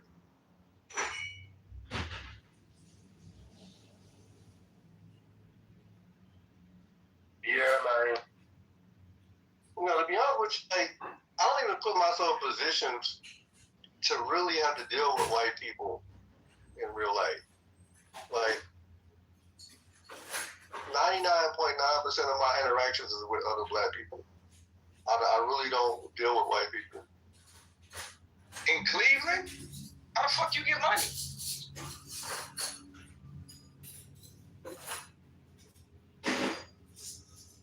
By not dealing with white people. But I'm not in Cleveland right now. But even in Cleveland, it's the same thing. Like, all my people is black.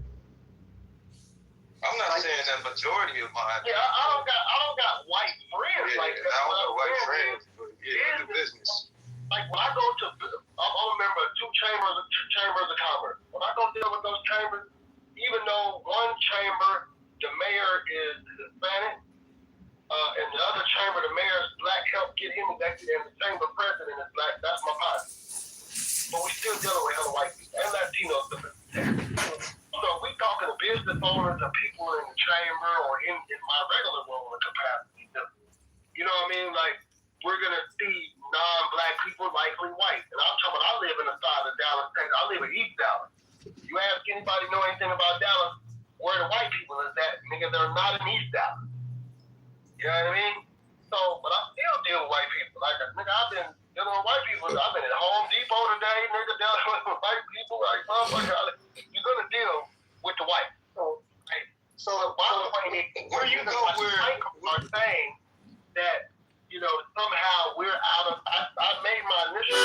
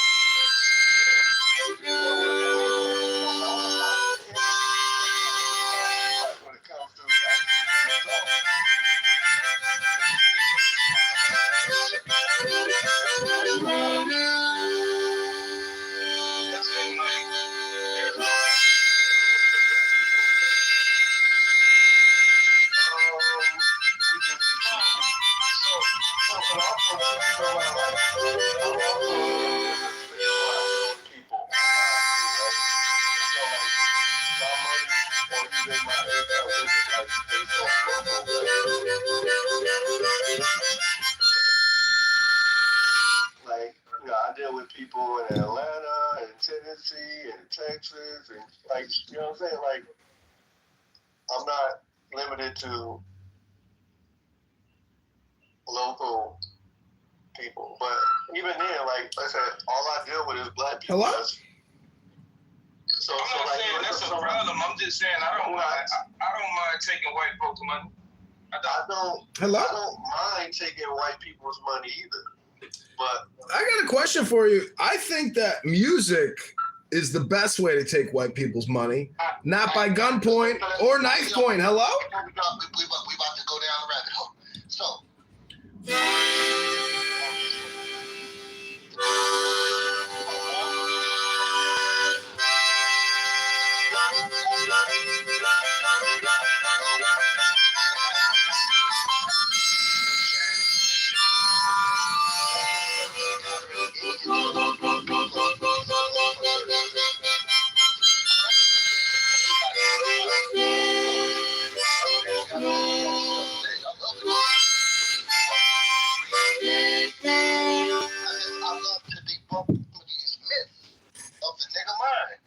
Somewhere in nigga mind, it says, you know, somehow you're cooning or tap dancing to allow a white person to be able to speak in a space. And I think it's a little weird, number one. I think it's quite odd.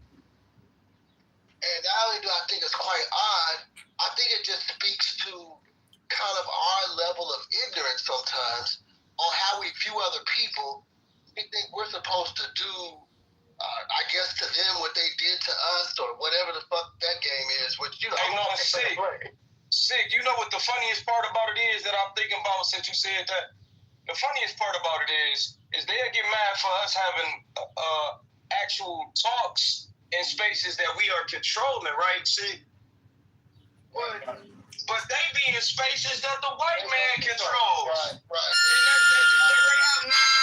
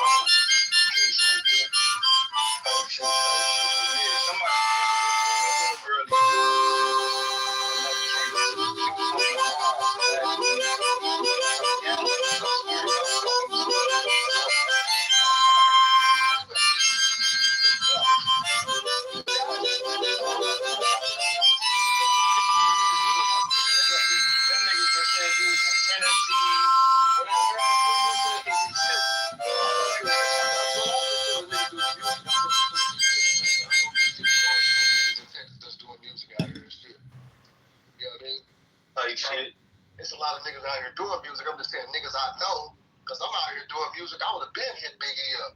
Like, nigga, I didn't got shit. I need to get mixed and mastered and all kind of shit. I'd have been hit you guy up. So tap in with me, dude. Oh, I didn't even know you fucked with the music. Come on, Biggie, man. No, I didn't know. I thought you was in the construction or something. I know, but that's how I got started, Biggie. Oh, okay. I didn't know that. No, that nigga know how to rap. That nigga know how to rap a little bit, man. He be trying to compete with me and shit, but you know, the old heads gotta pass the torch. I know all this time they known this nigga, I never heard this nigga rap. No, his shit decent. He got some smooth shit, and he got like some shit where like it's almost like that Currency and Wiz Khalifa vibe before Currency and Wiz Khalifa added on to that old school gangster shit. Like his shit nice. Yeah, I don't vouch for nobody for real, man, because you know I do music and I don't typically like a lot of niggas' music like that, bro. I be feeling like it's, you know, but it's shit nice. I fuck with it.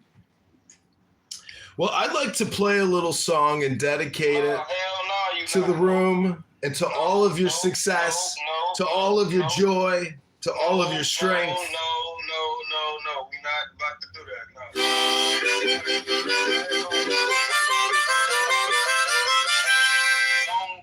On with that fucking whatever the fuck that shit is. Yeah. Hey, let me hear that motherfucking harmonica, man. Let me hear that. Oh, God, man. This nigga's a troll, man.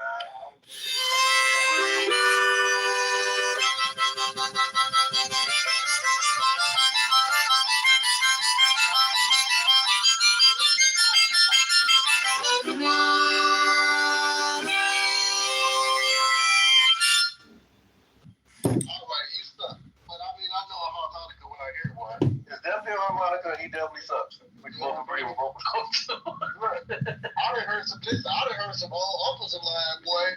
Down in Mississippi, them niggas get that hard model, get them goddamn spoons in that motherfucking garage, the garbage can lid. Oh, yeah. Them niggas will be out there drinking moonshine in motherfucking Mississippi all night long, going ham. Nigga, I'm under the covers like, what the fuck is wrong with these old niggas? Until I got old enough to really get it, I was like, okay, they getting it in this bitch. You know what I'm saying? Nah, man, Biggie, a lot of motherfuckers didn't know because I ain't never really used my platform to really promote the music shit because I came out of the music shit because I dropped some shit called EOTW, End of the World. You know what I'm saying? Label said fuck you, and radio said fuck you. Everybody said fuck you, and that's when niggas started talking because nigga rap wasn't ready for a nigga to be rapping that type of shit. Well, I didn't know that you did music. I just never heard you. I don't know why, man. I thought you was in Florida, man. I know you from Tulsa, right? I was in Florida. Yeah, I was out of Oklahoma and shit. Yeah. Okay. I moved out here 2 years ago. I went back to Florida end of last year. You know what I'm saying? Relax and shit. Oh, okay. Dr. King be all over. There's a lot of actually, one of my partners is down here doing what's that one little performance they be doing, the mic drop series or whatever? Yeah. On the corner mic drop, whatever. So he finna do that shit today. He just drove out here from North Carolina. What, you're an attorney? Y'all know Nasir. Nasir is, I'm about to link up with Nasir here in a few minutes. That boy pulled up on me looking right to with the Jag. I said, look at my nigga with the Jaguar and shit. Boy, I see you, nigga. I love to see my niggas do good. You know what I'm saying? There's a band on YouTube called Smash Brothers or something like that, but they are making millions and millions and millions from YouTube and live concerts. And like you said, it's the street corner mic drop. That's the format of their YouTube show.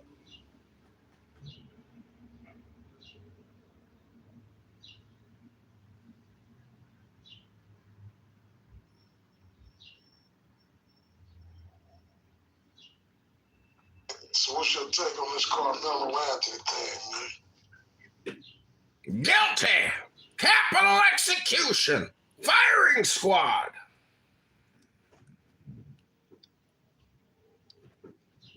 What?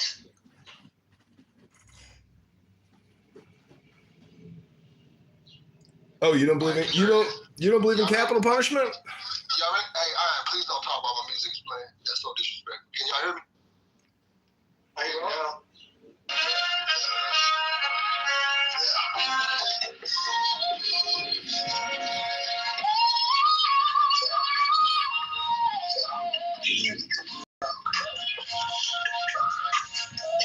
Copyright free, cause it never been copyrighted by me.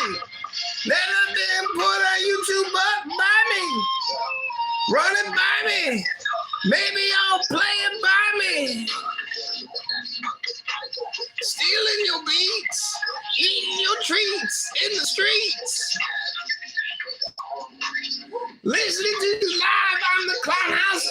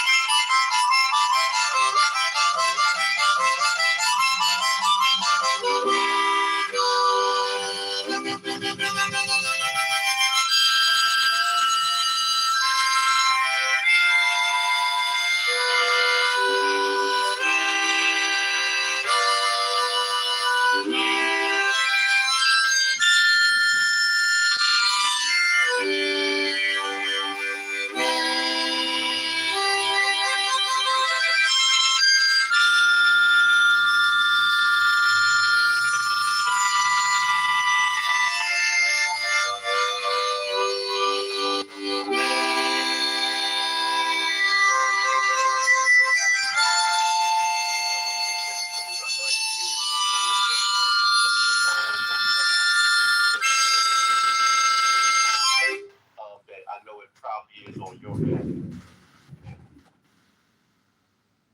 Okay, like send me a link to it or something.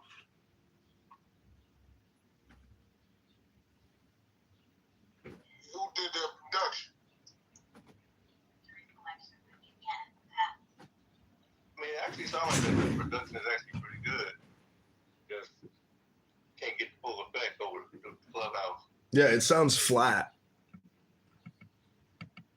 on Clownhouse. But that's because, you know, it's not one-to-one transfer. But if you have a YouTube link, put the link in the chat. I mean, in the skyboard. I can't. What you say, King? I couldn't hear you over. I'm telling Biggie, check his back channel. I'm singing. Appreciate it, brother.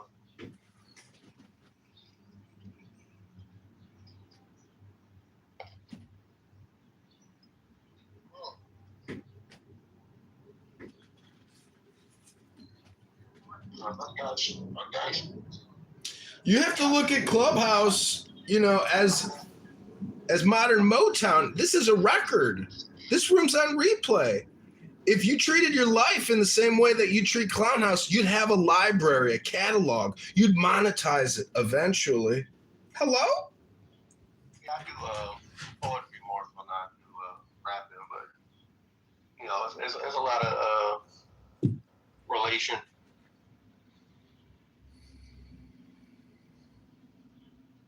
Oh, you put it up the top. You on TikTok? Okay. But I got you, King. See, I'm gonna reach out to you. Yeah, man, I'm right here in Dallas, man. I got a whole lot of work going on. Yeah, no doubt. Oh my God, I'm following Mikhail. Okay, you know, it's always the move. But yeah, okay, I'm gonna get at you, and we gonna put it together. Yes, sir. This guy needs a strong rebrand.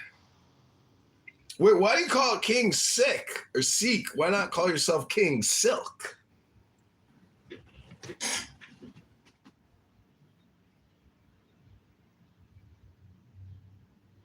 Because my name started off as Young Sick, because I was sick. Crazy out here doing this gangbang and shit, you know what I'm saying? So I got the name Sick from some shit that I did. Then I got too old to be young, so then I became a king. You feel me? Once I got my mind right, it did. Oh, you mean you figured out the golden rule about treating people the way you want to be treated? Hello? Hello? You said what now? What's that? I said, when you got your mind right, did you start treating people? Did you start treating people the way you want to be treated? Man, you know, I move the way I need to move in order to get what I need to get. You know what I'm saying? Anybody who get hurt along the way, put themselves in a way to get hurt. I ain't out here to hurt nobody, but they definitely get hurt fucking around with you.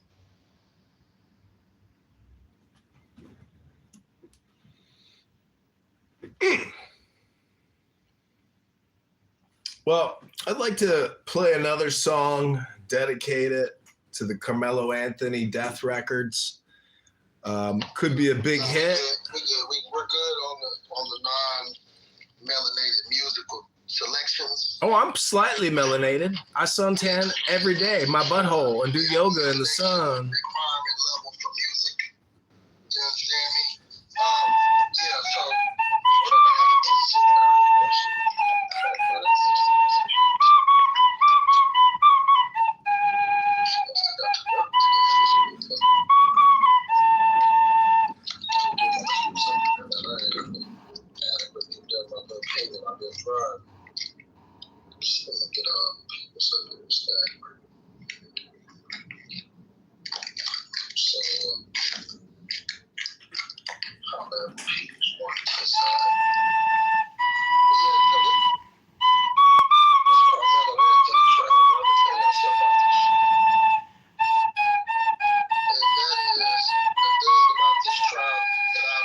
since the very beginning is that this trial is one of those trials that is right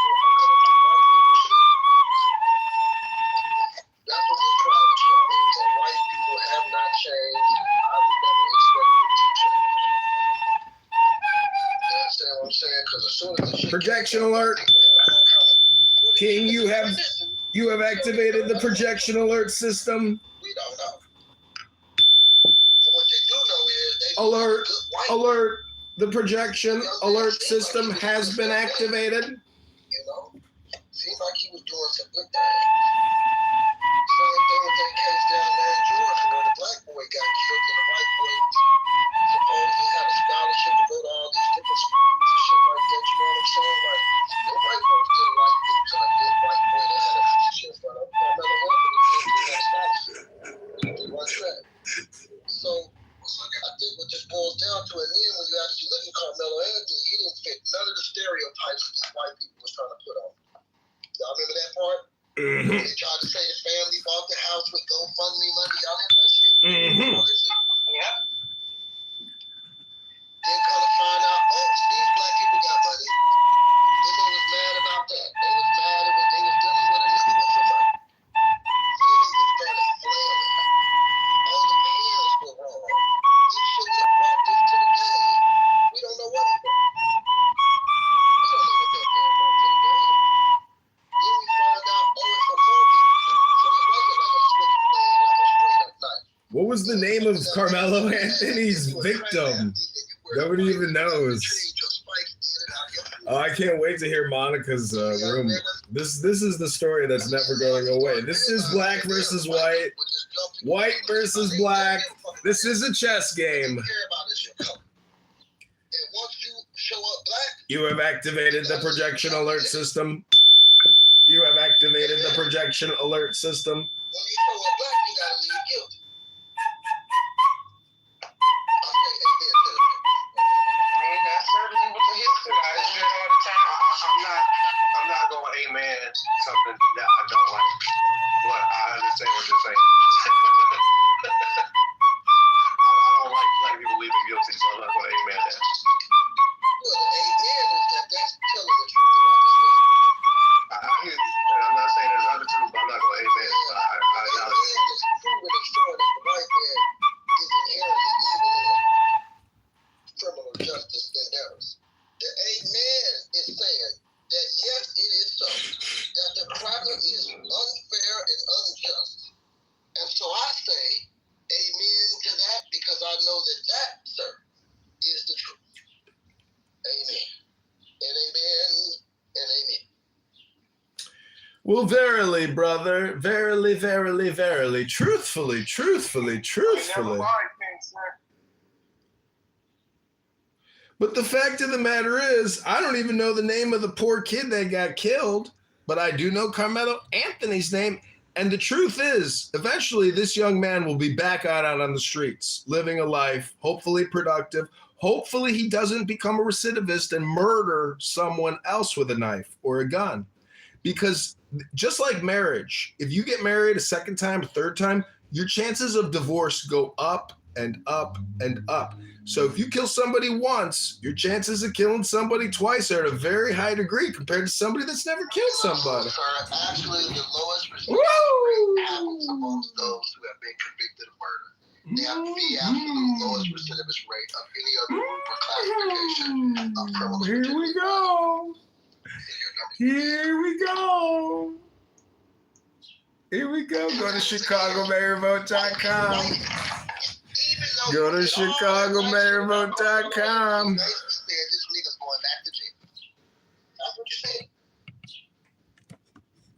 That's how they move. That's how they move. And we ain't talking about T-move, we're talking about they move.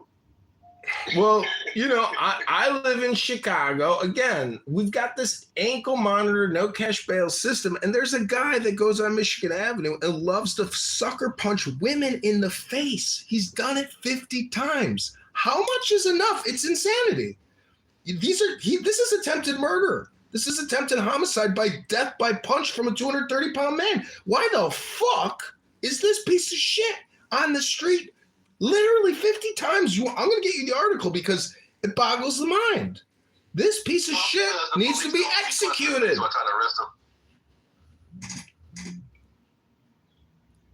Yeah, I mean, you know, I agree with that. That, like, if you see that TV show, The Wire, It kind of gives you like an inside look on how police and politics and judicial and drugs and like that's a very cool show because it's believable. But just as the average taxpayer with a home and a job and a family and a kid that wants to do a soccer program for the summer but you can't afford it, you know, enough is kind of enough. Where when property taxes jump 50%, 100%, and next thing you know, you actually can't afford shit. An affordability crisis is not because of anything other than government. Not for you, Aim. Yeah, go ahead. Is paying taxes a choice? In some situations, yes. In other situations, no. What about for you? Sorry. Excuse me? Is paying taxes a choice for you? Again, it's the same answer, yes and no. Okay, cool. Because like when you pay taxes and you feel like you still own something that you're obligated to pay as well. Like my tax dollar, it ain't your money, it's their money. They said that you better pay it. If you don't pay it, they're gonna come take it from you and take other shit from you if you don't pay it. So it's not yours. It's just like when you get your paycheck, you know, the job can't be like, oh my payroll dollars, you go and you do what the fuck you want with your money. That's what the government do. What the fuck they want with the money because it's theirs.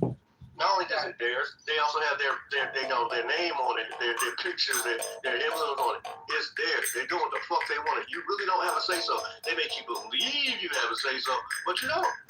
Can I insert something real quick? Breaking news. Can y'all PTR?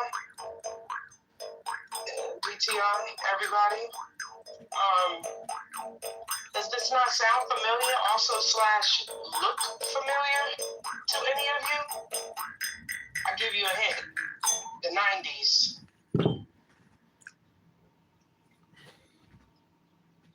Look familiar to anybody? Yes, the story of the black girl. I think you mentioned that earlier, right? I think you said her name earlier. Somebody in the room said her name earlier. I did. The black girl, who was also shot by an Asian store owner, accused her of orange juice that she didn't steal. Now, doesn't this look familiar? So it does look familiar. Sorry. Isn't that interesting? Asian man not found guilty. 14-year-old boy accused of stealing. History is just repeating itself. Oh, we gotta have a new room. History just won't stop repeating itself, huh?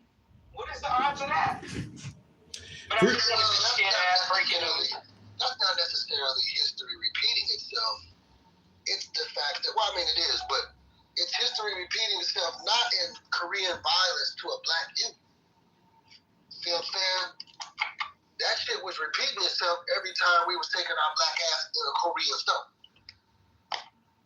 Pretty crazy. I had never heard about that one, but hard to believe somebody would shoot somebody and kill them for stealing anything. That, you know, as a business owner, the cleanup on aisle 6 is just not worth it. Is it worth it? It is worth it? They're killing these black youth because in their mind, it's the black kids and the N-words, and they steal and they hurt my business. Now let's pause. Their entire business model is to be immigrants from a whole other part of the world and set their businesses up. Guess what? Right in those communities where those are the babies of the community.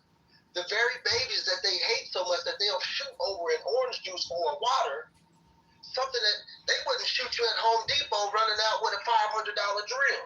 They just would catch your ass on camera. They prosecute if they catch you, or they're gonna have your picture up there making sure you don't ever show up. You see what I'm saying? But one thing they're not gonna do is they're not gonna actively go out and try to investigate. They're not gonna actively go out and try to investigate like they did in this case. Because see, in this instance, they actually got multiple cameras of footage showing the incident in question and showing exactly what the money was this. Not only that, they also have their name on it, their picture, their emblem on it. It's theirs. They're doing what the fuck they want. You really don't have a say so. They make you believe you have a say so, but you don't. Can I insert something real quick? Breaking news. Can y'all PTR? right? And so the bottom line is that at the end of the day, you didn't end up buying anything. Does this not sound familiar? Also slash familiar? To any of you? I give you a hint. The 90s. Make some noise or you're going to be able to see it, right? And so the bottom line is... Look familiar to anybody? Is that they did ran out of the store. Yeah, during the Black Girl. I think you mentioned that earlier, right? I think you said her name earlier. Somebody said her name earlier. I did. And he was found guilty, by the way, y'all, for those that were wondering. The jury, his peers, found him guilty for killing him, for murdering him. He was found guilty? Yes, this guy right here, he was found guilty for murdering him. I just saw that the jury found him not guilty. Yeah, I thought it was not guilty. Hold on. Let me go back. I could have sworn I just read. Uh-oh. It is not guilty. In this conflicting stories, because I just seen one post that said he was found not guilty, so I just see it now on TMZ saying that he was guilty. Damn. Isn't that like a tsunami to do that? That's what tsunamis do. What? People Don't think get off topic. people think a tsunami is just like a wave. They don't understand that the entire ocean is rising. It's about to come up over that horizon of the land. We wipe shit out. That's what we do. Reset. Cleanse the earth. Reset. Nice reset. There you go. That's what tsunamis do. I was trying to hear this. Cleanse the earth. Nice reset. See, if you want to understand Black power, you have to go back to the Civil War. That defining moment is so critical in understanding the cultural divide in America. You know, there's 500,000 men that killed each other to the death, almost 500,000, and 2 million casualties. There was a group of outlaws known as the Immortal 13 who were white extremist abolitionists who liberated Black men. 13 immortals who freed thousands of Black men in America. Never forget the Immortal 13. Say that again. Repeat. Hold on. Rewind that. Who are these people? What was the name of the group again? The Kansas City Immortal 13. It was a gang of white extremist abolitionists that freed thousands of Black men and women and children.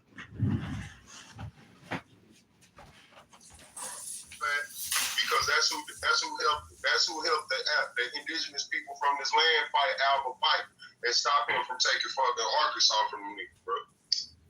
Because that's how, after we got through killing the opposite side for that whole ass nigga, he started murking the rest of us that was alive. And them motherfuckers right there stepped in. Most definitely. Well, I'm sorry to interrupt. And peace and blessings to everybody on the stage. I got perplexity looking into this shit right now.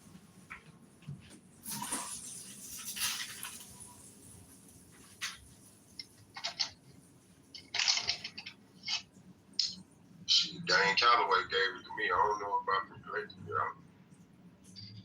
If this young boy, if Carmelo Anthony was to get convicted, do y'all think that it's a strong possibility?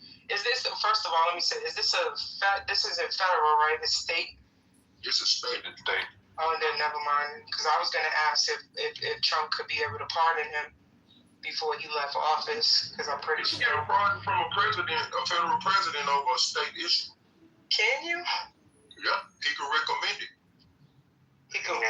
He almost definitely ain't gonna be doing that shit, though. I don't know. Shit. Bro, say, hey, the nigga let Kodak Black and Lil Wayne out. I think this was a little step above that one, I think. I don't know. I don't know. You share with us anything? Was you able to peek around and get a little something for us? A little something? The Hood? The Hood. He went to the trial yesterday. Oh, did you? Mm-hmm. I went to the first day. So right now they're just doing jury selection. So when I went there yesterday, they had about 600 potential jurors, and they getting ready to trim the fat on that. So about time tonight, around 5 p.m., they're gonna have who they want as some jurors, and then the leftovers starting tomorrow. Whatever's left over of that, then that's going to be the jury. So I'm going to try to go up there tomorrow, Wednesday, to see who the jurors is and who they're going to be. All right. You ever record? No. So because this is a high-profile case, there is no electronics to be permitted into the trial. None whatsoever. John Roach. That's cool. Yeah, so Judge John Roach, man, like I said, I've been employing everybody to look that gentleman up. This man is a veteran. He come from a family of veterans, and they go by the book. Yesterday, in his introduction to himself and to the potential jurors, he says, and I quote, he says, following the law does not depend. You cannot just not follow the law. He said you cannot not follow the law. If that makes any sense. He says the law doesn't depend. You can't just depend. It depends if I'm gonna follow this law. No. He said verbatim, we will follow the law. You cannot break the law. We're going to follow the law. So, and my question is, all right, we know when you commit a murder, right? We know that if you commit a murder, you're going to be charged for murder. So then my question is, okay, what happens when you have laws that contradicts the charges? Hold on, man. Cause I'm giving a deposition of what happened yesterday. I went to jury selection. So I'm gonna tell y'all this. So this is what happened. So I want y'all to know that this trial started yesterday, but it will end next Friday. All right. So the jury is going to be selected between today and tomorrow, and by Friday, this trial will be ended. They're also going to have a trial on a Saturday. So expect opening statements to be Thursday, witnesses Friday. I don't know what's going to happen Saturday, rest on Sunday, and then we're going to add that Monday through that Friday is going to be just continuing the trial, and then there's going to be a verdict. Okay? So the next thing is like I said, right now, the main information that I really want to just point out is figure out who this judge is and just look at his record of convictions. I looked at it last night, and I was shaking in my boots last night when you told us to look it up. I said, he got 3 white young boy sons, and I know he probably looking at them like if a nigga killed one of his sons, he would want to slay them to the white meat. And, Republican, like you said, history of veterans in his family.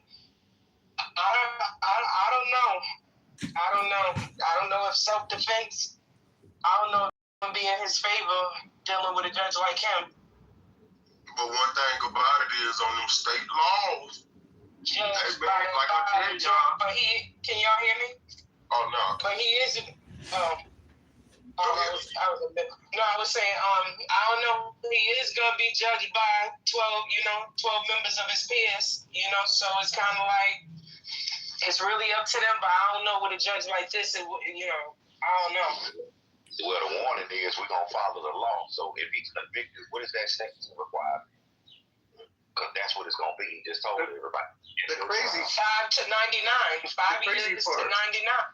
The crazy part about these law and order people, do they not understand that this country was founded on breaking of law?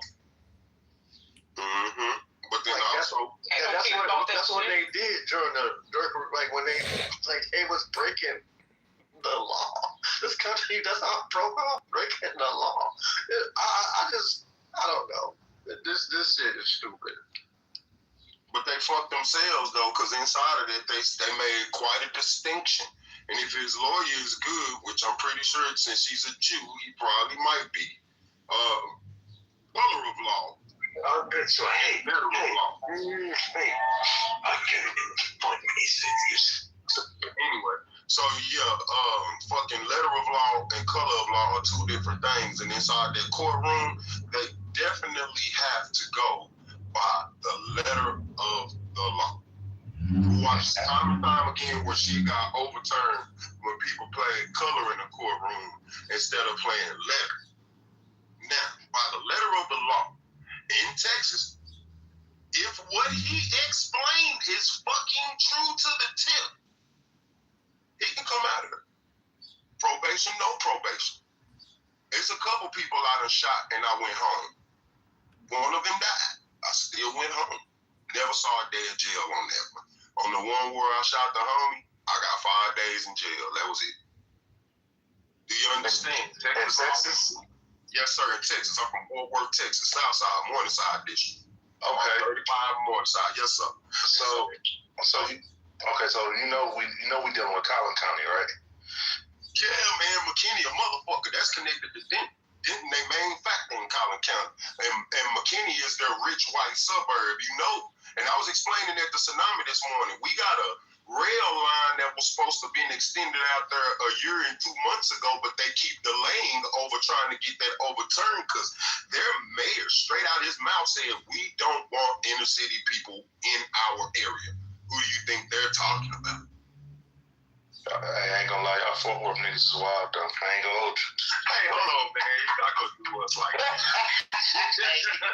Fort Worth niggas is wild though, man. We don't react, baby. We respond. We don't react. But Dom, listen.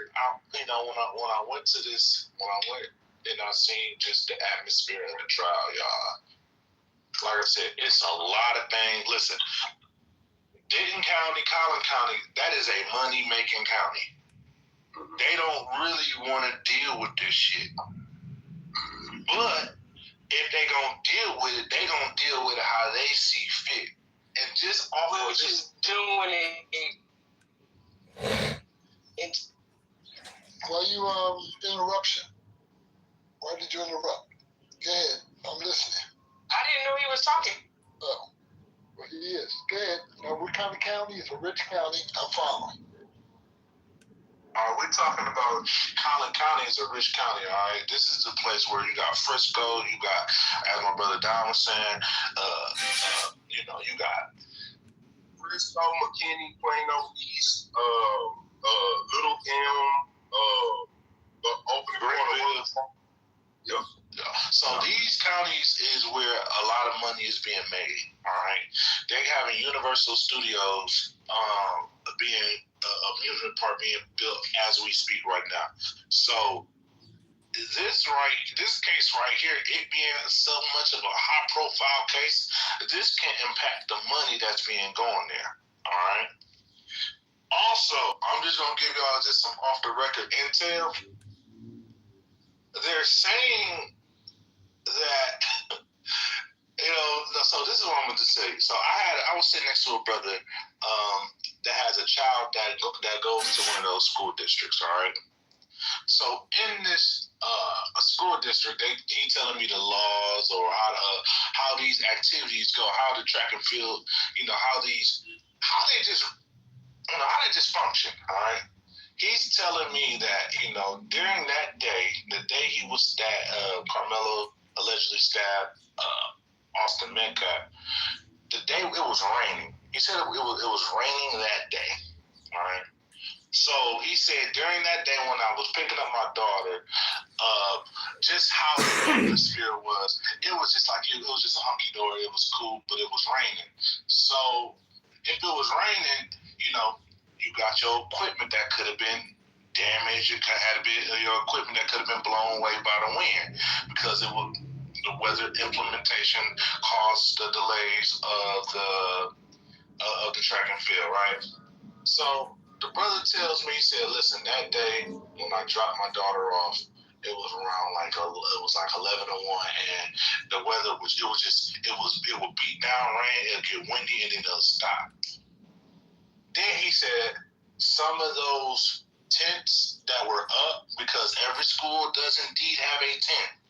Every school does have a place where the athletes can go, but because it was a social event, because it was individuals that were interacting with one another, and there was a delayed game, everybody was socialized with one another, right? So he said during that event, the only school that didn't have their tent down was the tent where Carmelo and Mr. Metcalf were engaged at, right? Then he said this. He said, have y'all heard any intel of the Metcalf boys being on the track and field team? I said, I haven't heard that. He said, due to my ear to the streets and me being from Frisco, there is some talk saying that the Metcalf boys were not a part of the track and field team. At first I was like, well, hold on, wait a second. Hold on. They had to be on the track and field team. They're just being spectators. Right, he said, but during school hours, and this is between 11 and 1. And wherever they were at, they both weren't at their mutual schools, if that makes sense. You found my channel. I'm not going to ask you to like or subscribe. But where the track event was, it wasn't at Austin Metcalf's school or Carmelo Anthony's school. This is at a mutual space. They're so clownish and so crazy and just delusional. They think taking when he tells me that, I was like, somebody else is the basis they got to be on the team. They have to be on the team. Well, when you're an athlete but not associated with that team, you might get some leeway. He said in these schools in Collin County, there's a lot of leeway that these are given to these kids. As opposed to you get what I'm saying? Political leaders are doing. What he's saying is, how the way the superintendents and the school district, how they handle their children, they have a lot of flexibility where some kids can be able to go to events, although they may not be participating in. If that makes sense. That's a school district grounds that they were on during those hours. So they had every right to be there. They just weren't supposed to be down there where the athletes were, because you're not. That's why anybody keeps athletes separate from the crowd, because sometimes the crowds are uncontrollable. Mind you, there is evidence from Facebook or social media posts where those boys had words. That little girl who decided to talk to the TV is also one of the little girls who was at the situation that they had beforehand that started the situation. That's why she knew so much about what was going on. And if y'all were paying attention from the time where he first got picked up, there's a lot of people talking about that situation that went to that school. You can read as a person who goddamn used to be in these schools in the city of rich areas.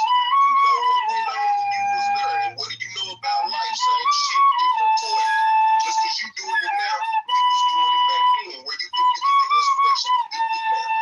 So by reading those posts, you can tell what went on. Those twin boys was harassing that man. Anybody that was paying attention to the news would hear that those young gentlemen are decorated Brazilian jiu-jitsu players.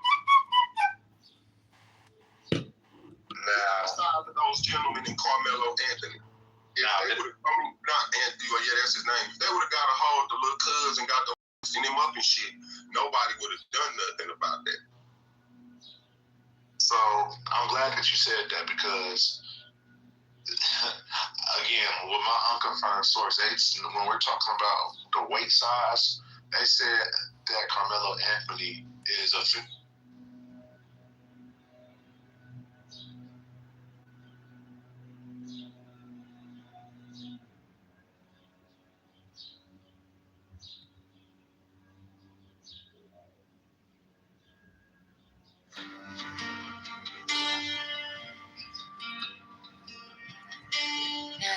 shall know that the chosen Megatron.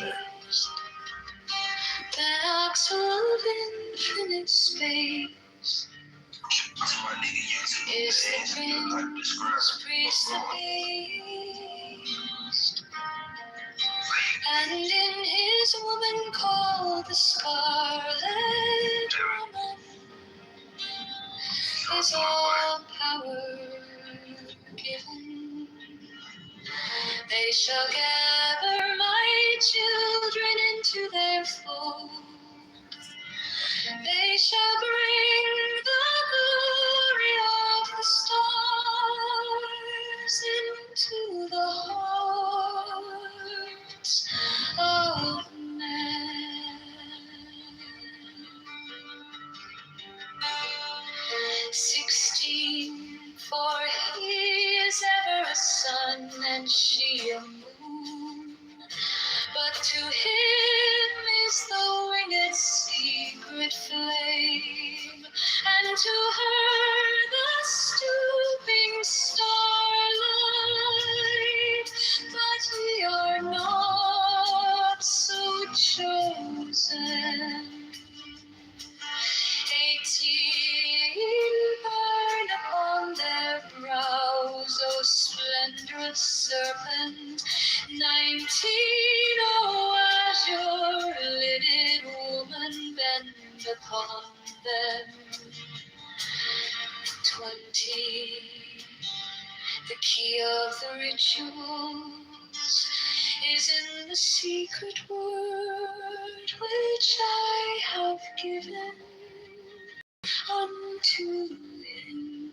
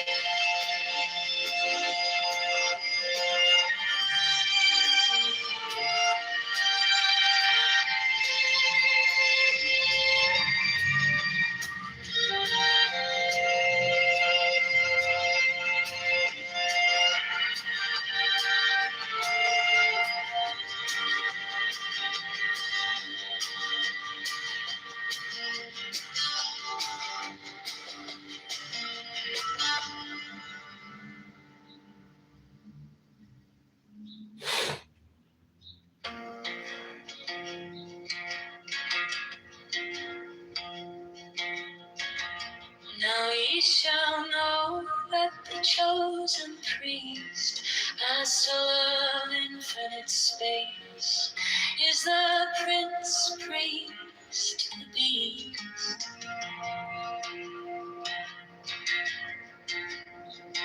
And in his woman, called the Scarlet Woman, is all power given.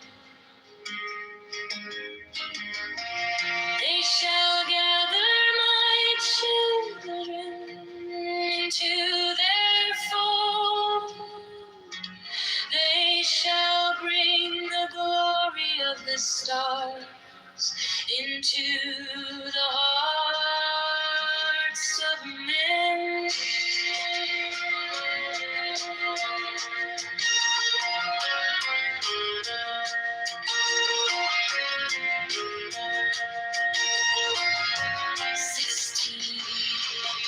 For he is ever sun and she a moon.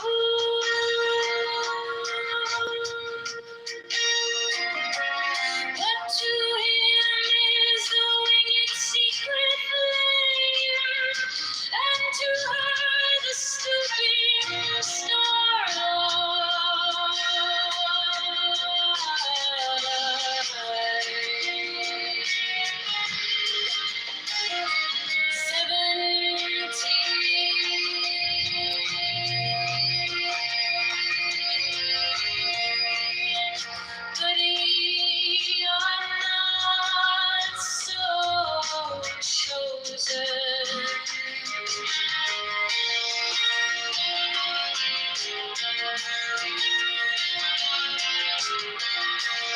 18 burn upon their brows, or splendorous circle.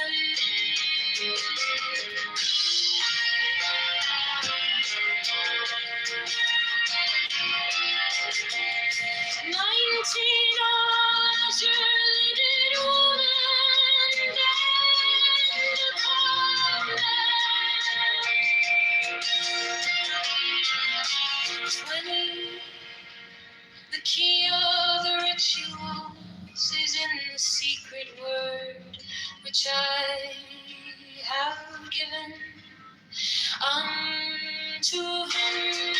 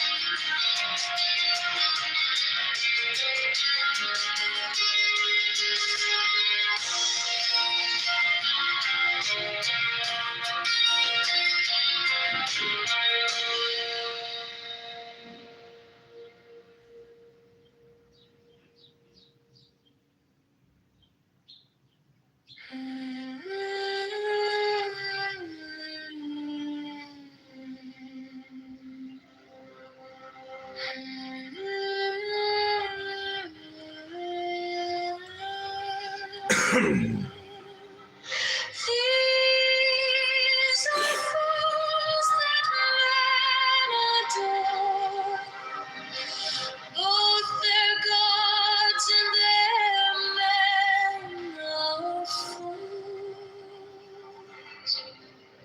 12 come forth, O children, under the stars, and take your fill of love. 13, I am above you and in you. My ecstasy is in yours. My joy is to see your joy.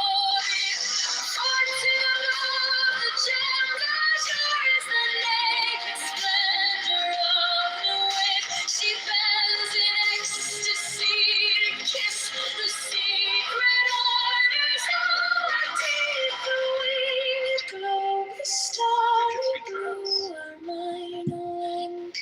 Some people just don't know what's available, what services are available, and they have this hesitancy, and then on top of it, the police are involved, and you need the okay with the police.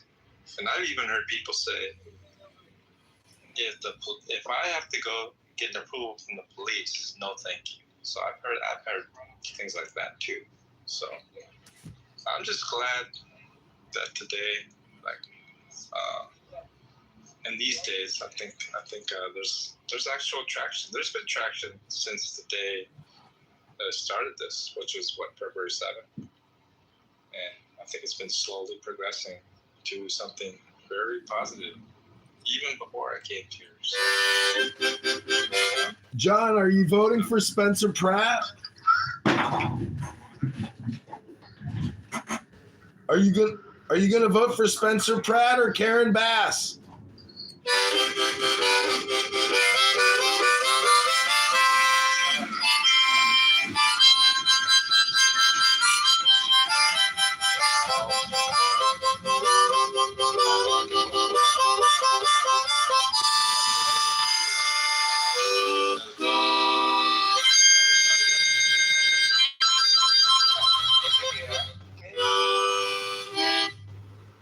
Hey, John, I was asking you if you're going to vote for Spencer Pratt or Karen Bass, the communist, the Cuba-trained intelligence agent. I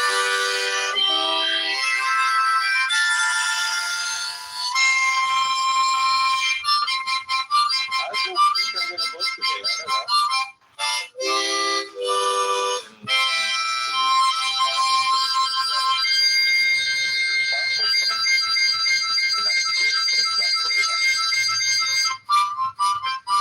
I don't know.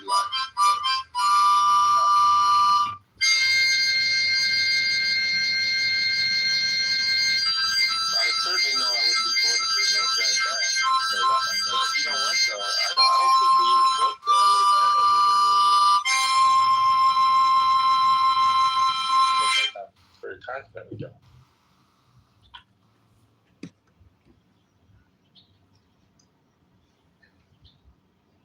So how you doing, Flipper?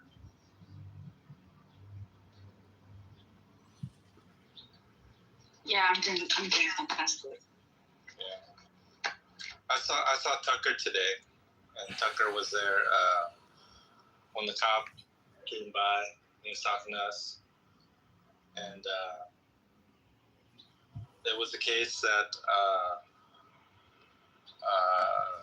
Tucker wants to come to a shelter, but he has no city ties, right?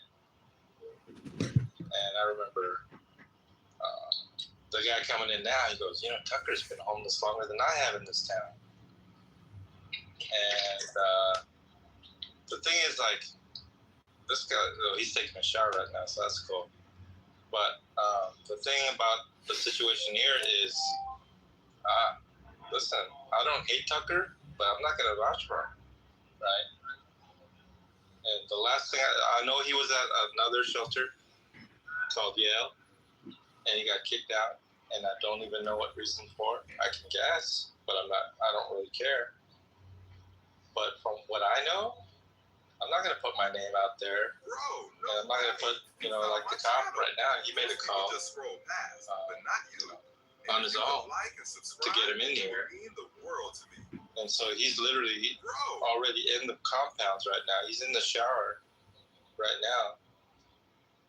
And they're going to give him a bed in a few minutes. So your guys are moving in with you? The what? Your guys are moving in with you? Yeah. As of today, as of right now, he is literally in the compound, about to be fully checked in. And then as soon as he checks in, he has some government things to deal with, and I'm going to give him a ride for that. He was about to do that, and just so happened the cop happened to show up. And so the timing is right for everything to happen in the way that it did. Amen. About your case, dear? No, he's just an officer. He's not a district attorney. He's not anything like that, So there's no need for me to talk to him about anything like John, that. can I quickly ask you a question? When was the last time you read the Bible, John? Did I read the Bible? Dude, I read all the time. Why would you even ask a question like that? Oh, because I love the Bible, so I just wanted to ask you if you read the Bible recently. Why would you do that? Also sometimes, I access the Bible through memorization. So I just have certain memory verses. There's tons of them. And there's certain focuses that I have.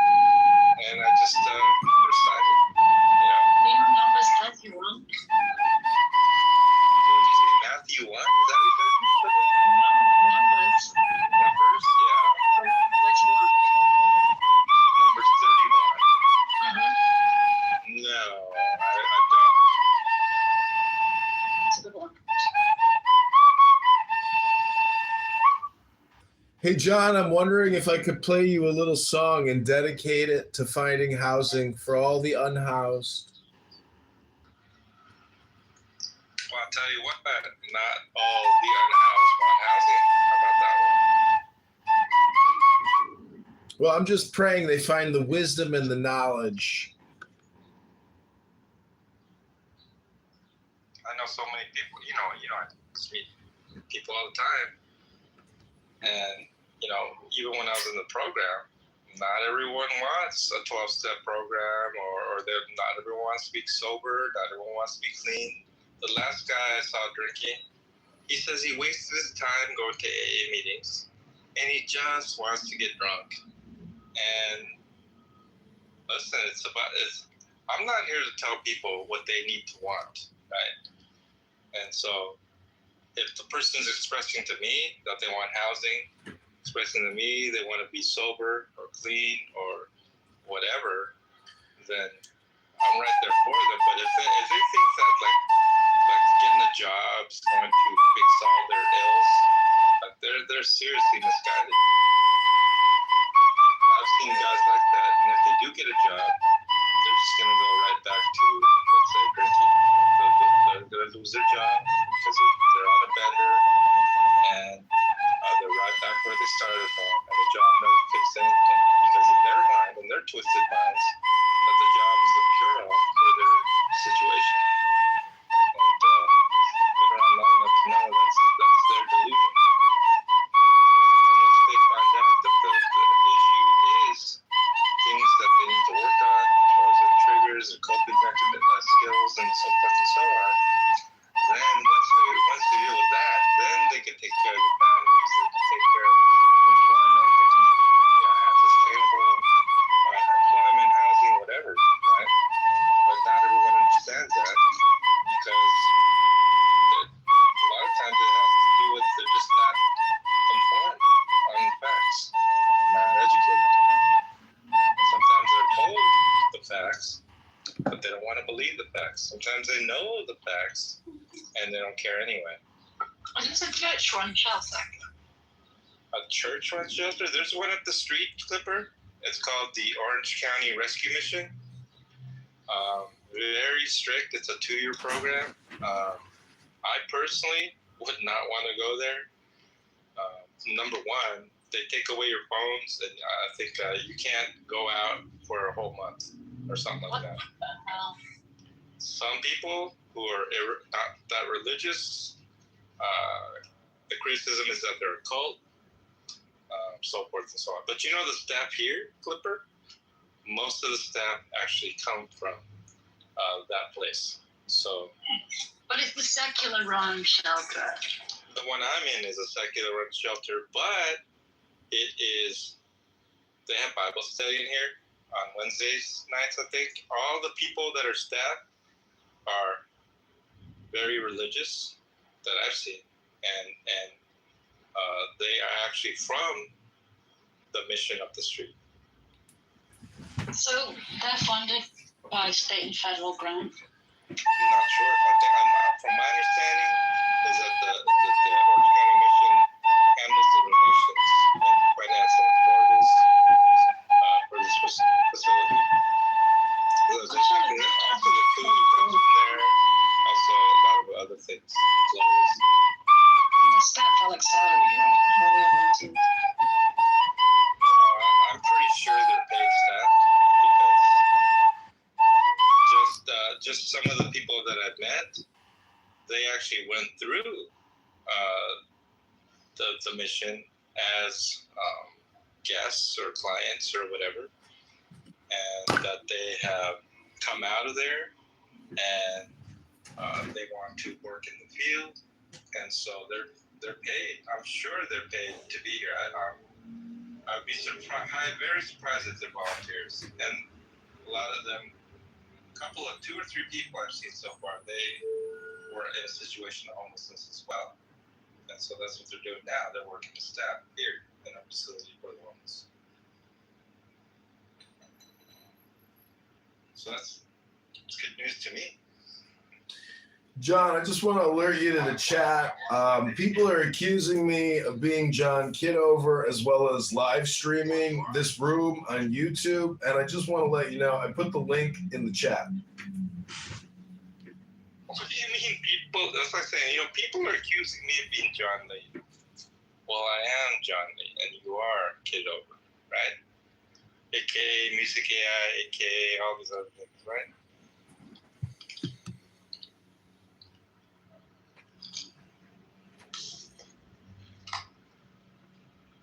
But I am so encouraged to see a person move in today.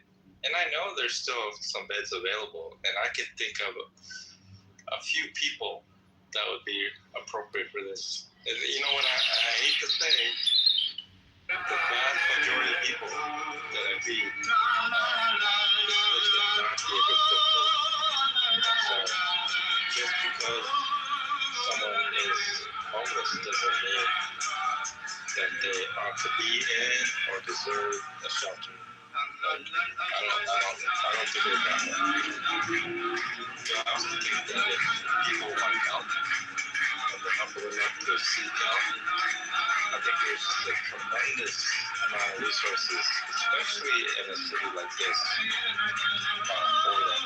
Weston, to me, stands out. And I've been all over Orange County, North, South Orange County, and every nook and cranny. And although I'm not allowed to go visit, like Yale or Bridges or something like these shelters, I meet people that come out for the day. And what do I see when they come out for the day? They'll buy tickets.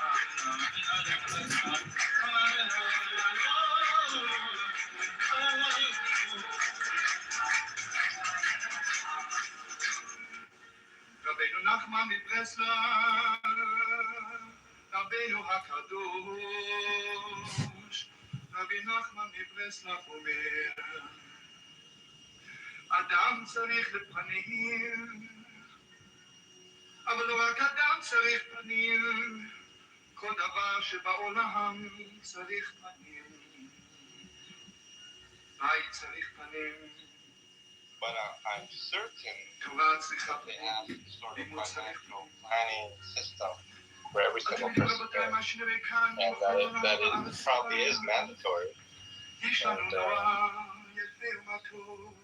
it's the case that I'm new. I mean, I don't think I've been here more than 1 week. And so, and not only so, 6 in the morning, I'm out of here.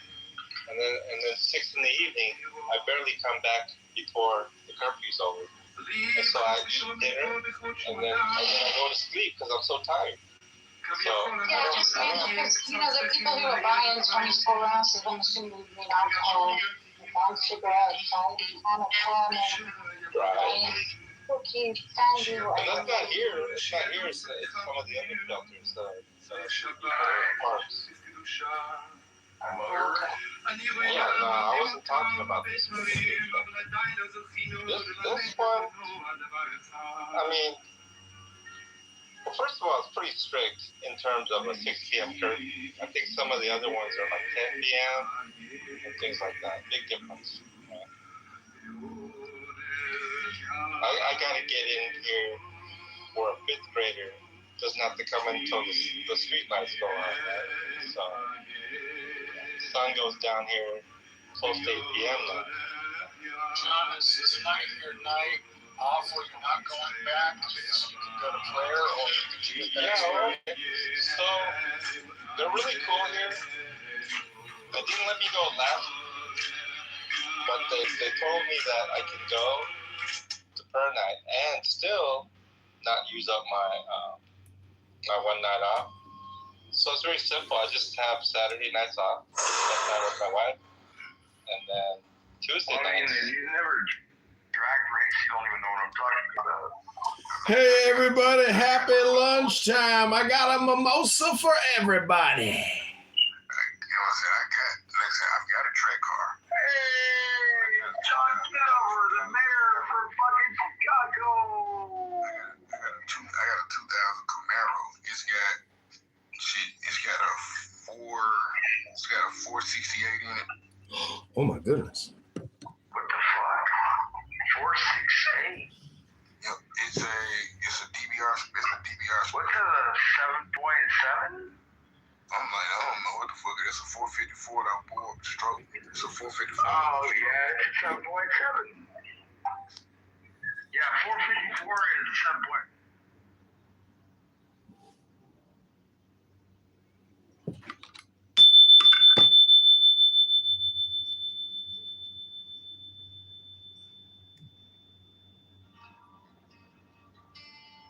Ye shall know that the chosen priest, the axle of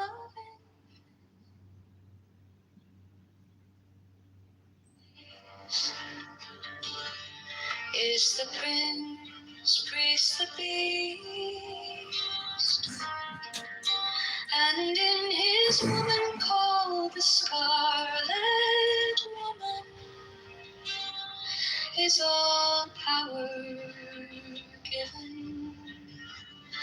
They shall gather my children into their fold. They shall bring the glory of the stars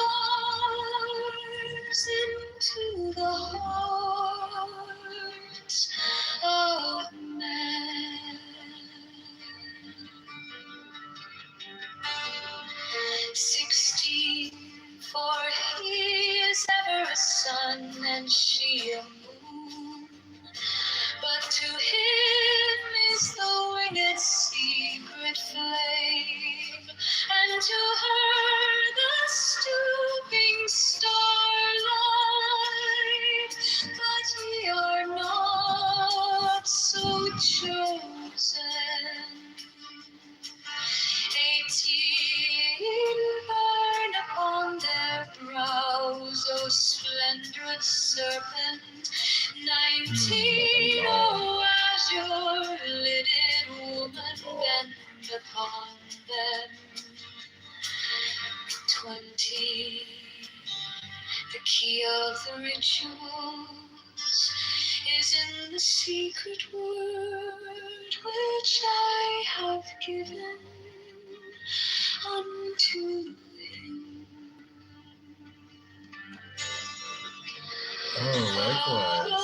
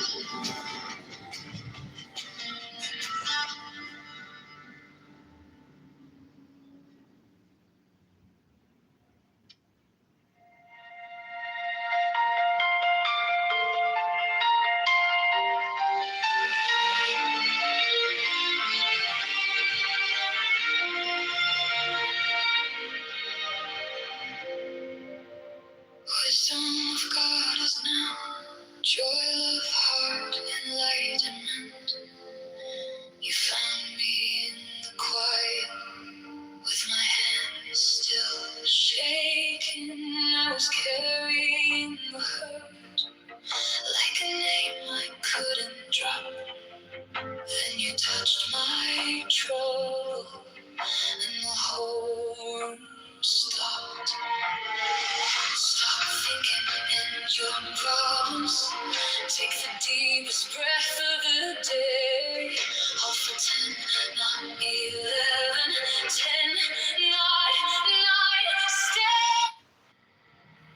Mine is the head of the man, and my insight is keen as the hawk's. By my head I invoke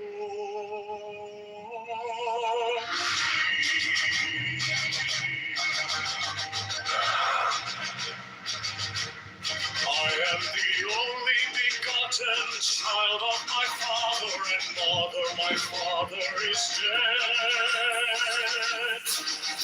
My mother bore me with labor and pain and fear.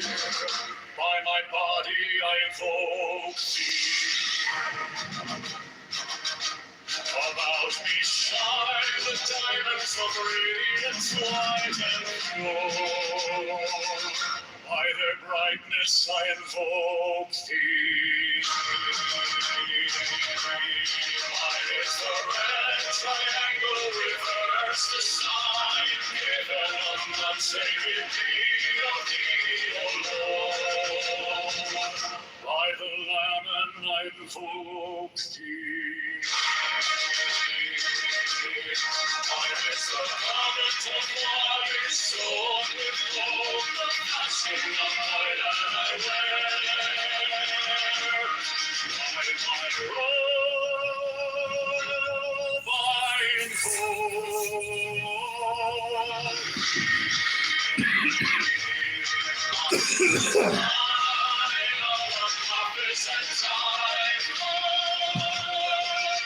by the sign I invoke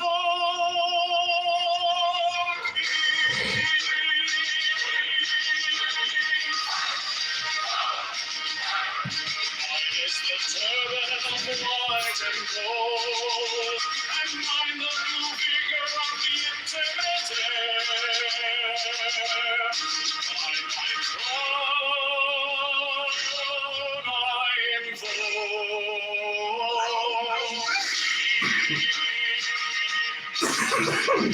travel on the beats of pearl, so run I after thee in thy power and glory. By thy fingers I invoke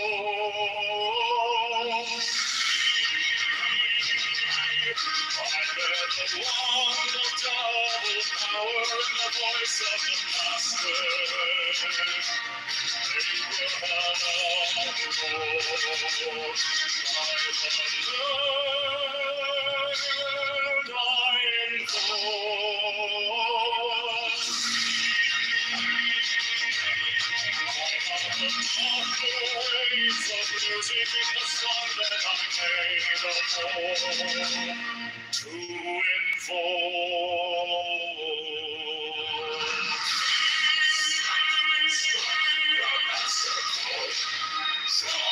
To the flaming sword, from Zion and conquering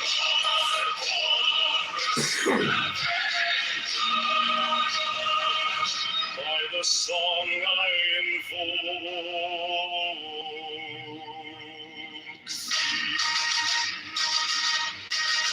My hand is the sword of revenge.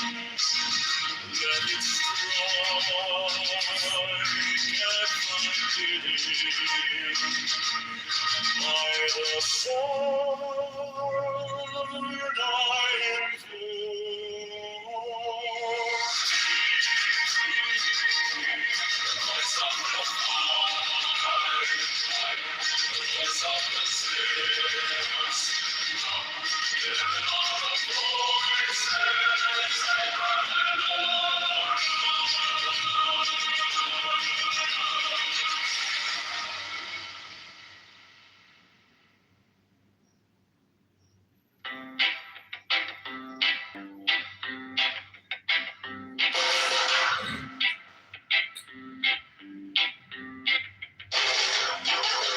mine is the head of the man, and my insight is keen as the hawks. By my head I invoked it.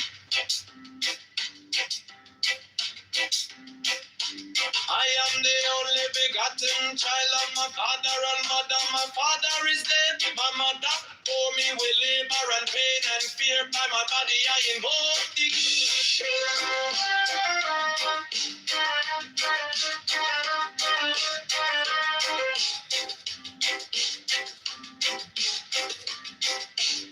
about me shine the diamonds of radiance, white and pure. By their brightness I invoke it.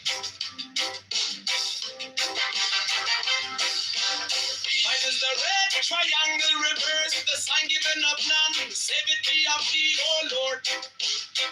By the Lamb and I invoke thee.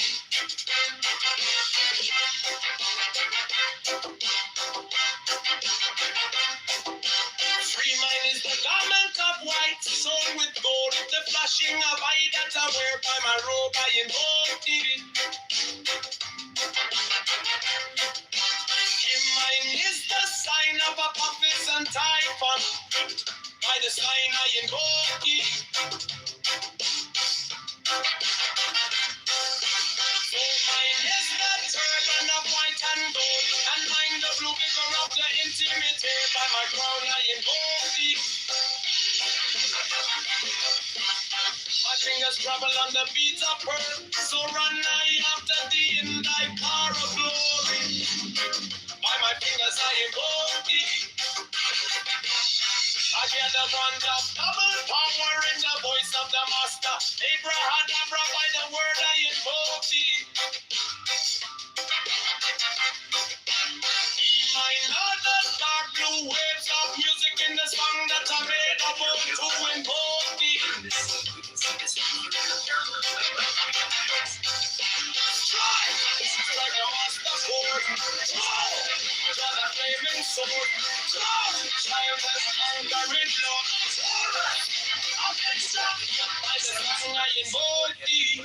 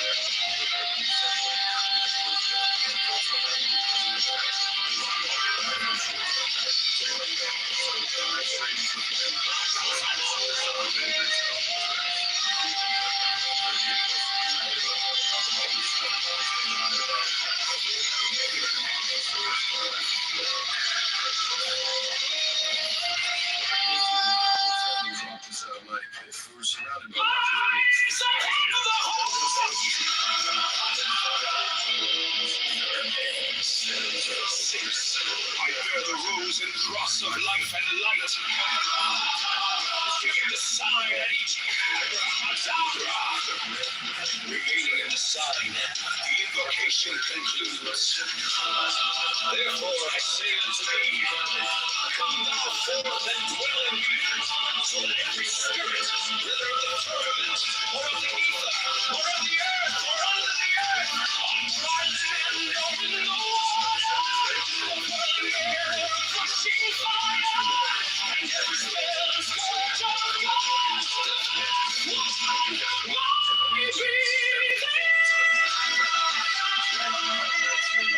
I set up camp and asked the watcher to watch over my family. Then I took my oldest son and headed up the mountain to find my grandfather and his camp. We hadn't even gotten close before Methuselah recognized him. He seemed to already know why we were there. He cast his veil and pushed him to sleep, because what we were about to discuss wasn't meant for a child's ears. Methuselah's father had warned him long ago.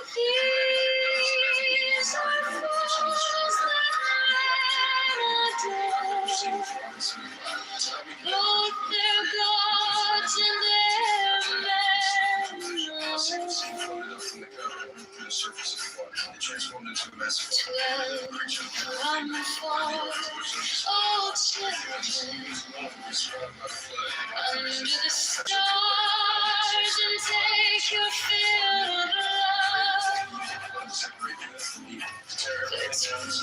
Night in the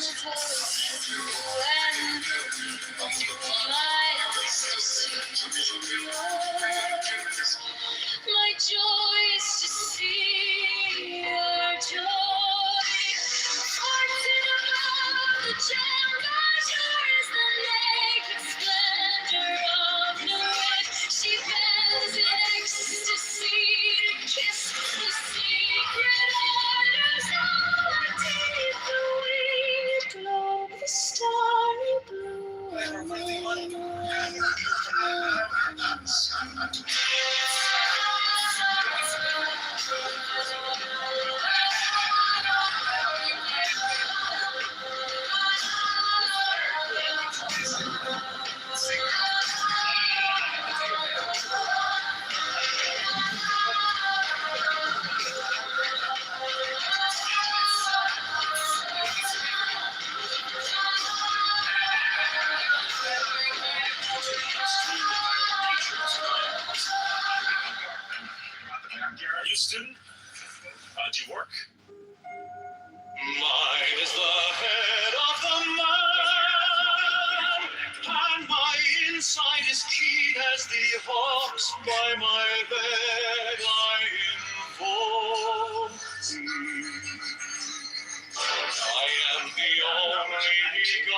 begotten child of my father and mother. My father is dead.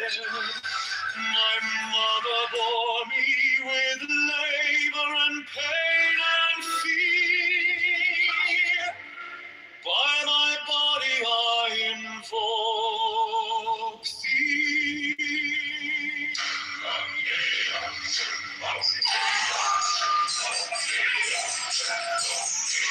About me shine the diamonds of radiance, white and pure.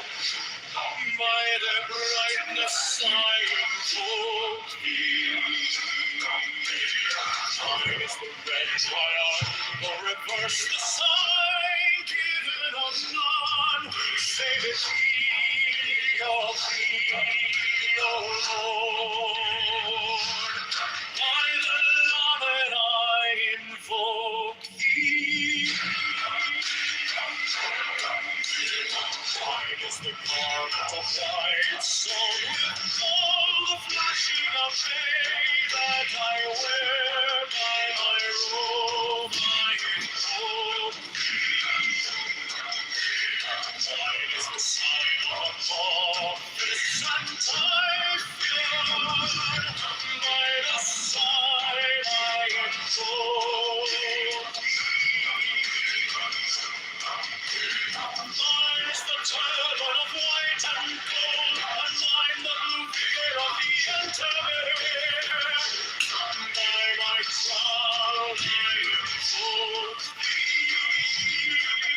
My fingers tremble on the beat of earth, so run I after thee in thy car of glory.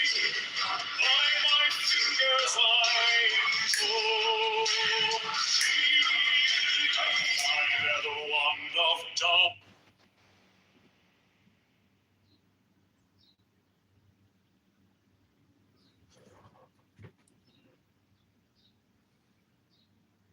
Nice.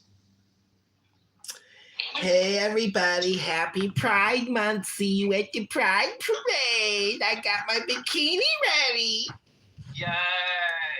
Yay! Where the bikini, John? I got coconut butter oil for your buttholes. Ooh, in and out, quick and easy. Where's the bikini, John? Come for everybody. In Chicago.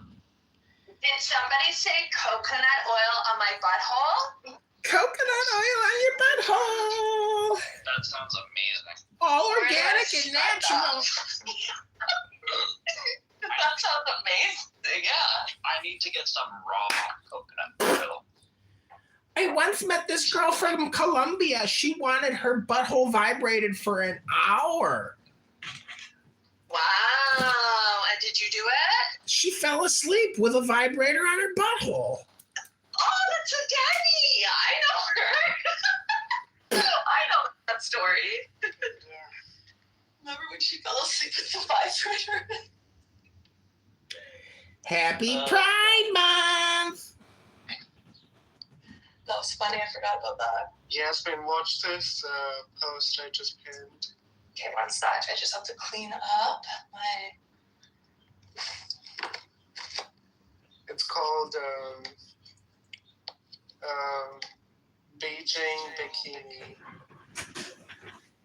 Beijing? Sorry, but that guy's the one that streams all the clubhouse rooms on YouTube, right? I had to get yeah. already. Okay. I don't want that. You know? Put this away. Oh my god. Why is everything falling out?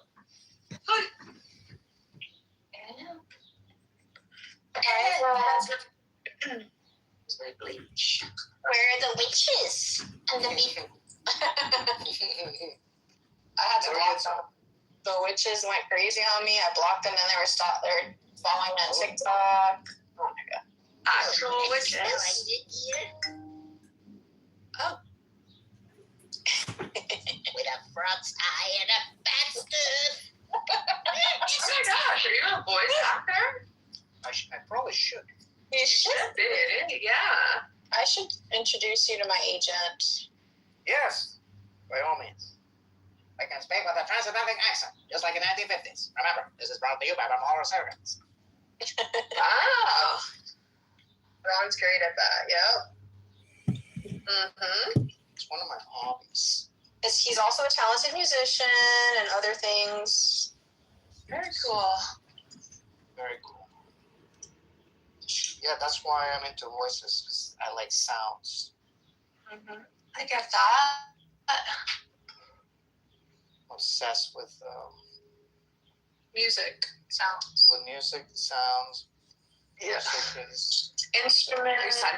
Very sensitive to sound. very. Like, I can feel it. Sometimes if I take a nibble, the hair on my arms, if I listen, my body actually has a physical reaction to it. It's interesting. To what? You were cutting out when you said Music.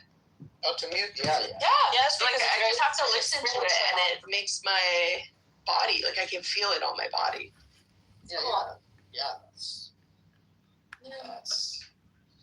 That's what music does. Okay, Yasmin, Yeah. have you finished cleaning? Yeah, hold on a sec. You need to wash. You need to wash dishes, Uncle? No, I sent you something on Instagram. It's so funny. And to do it. Find a man to do it. Hurry. Don't wash the dishes. Israel. Hurry. Find a man. It's 2026. The men should be watching the dishes. Up with the times. Yeah.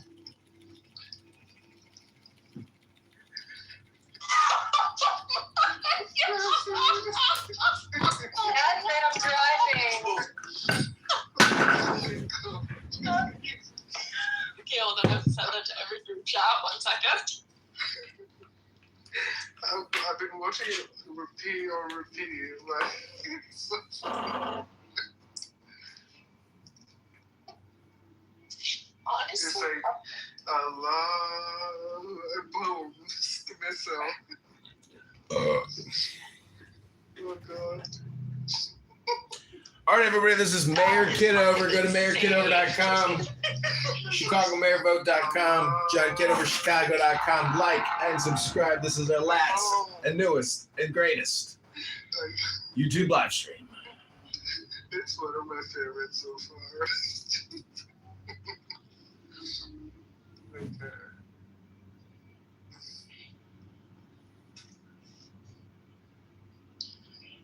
Cindy, are you going to your workout class? I missed it at 12, so I have to wait till 5:30. 5:40. 5:30, where it's where are you driving now? Where it's the hot man with the tattoos with the muscles teaching. So. Oh yeah. I need to wait. Now you were waiting for that one. Well, oh no! Oops, I missed the first one.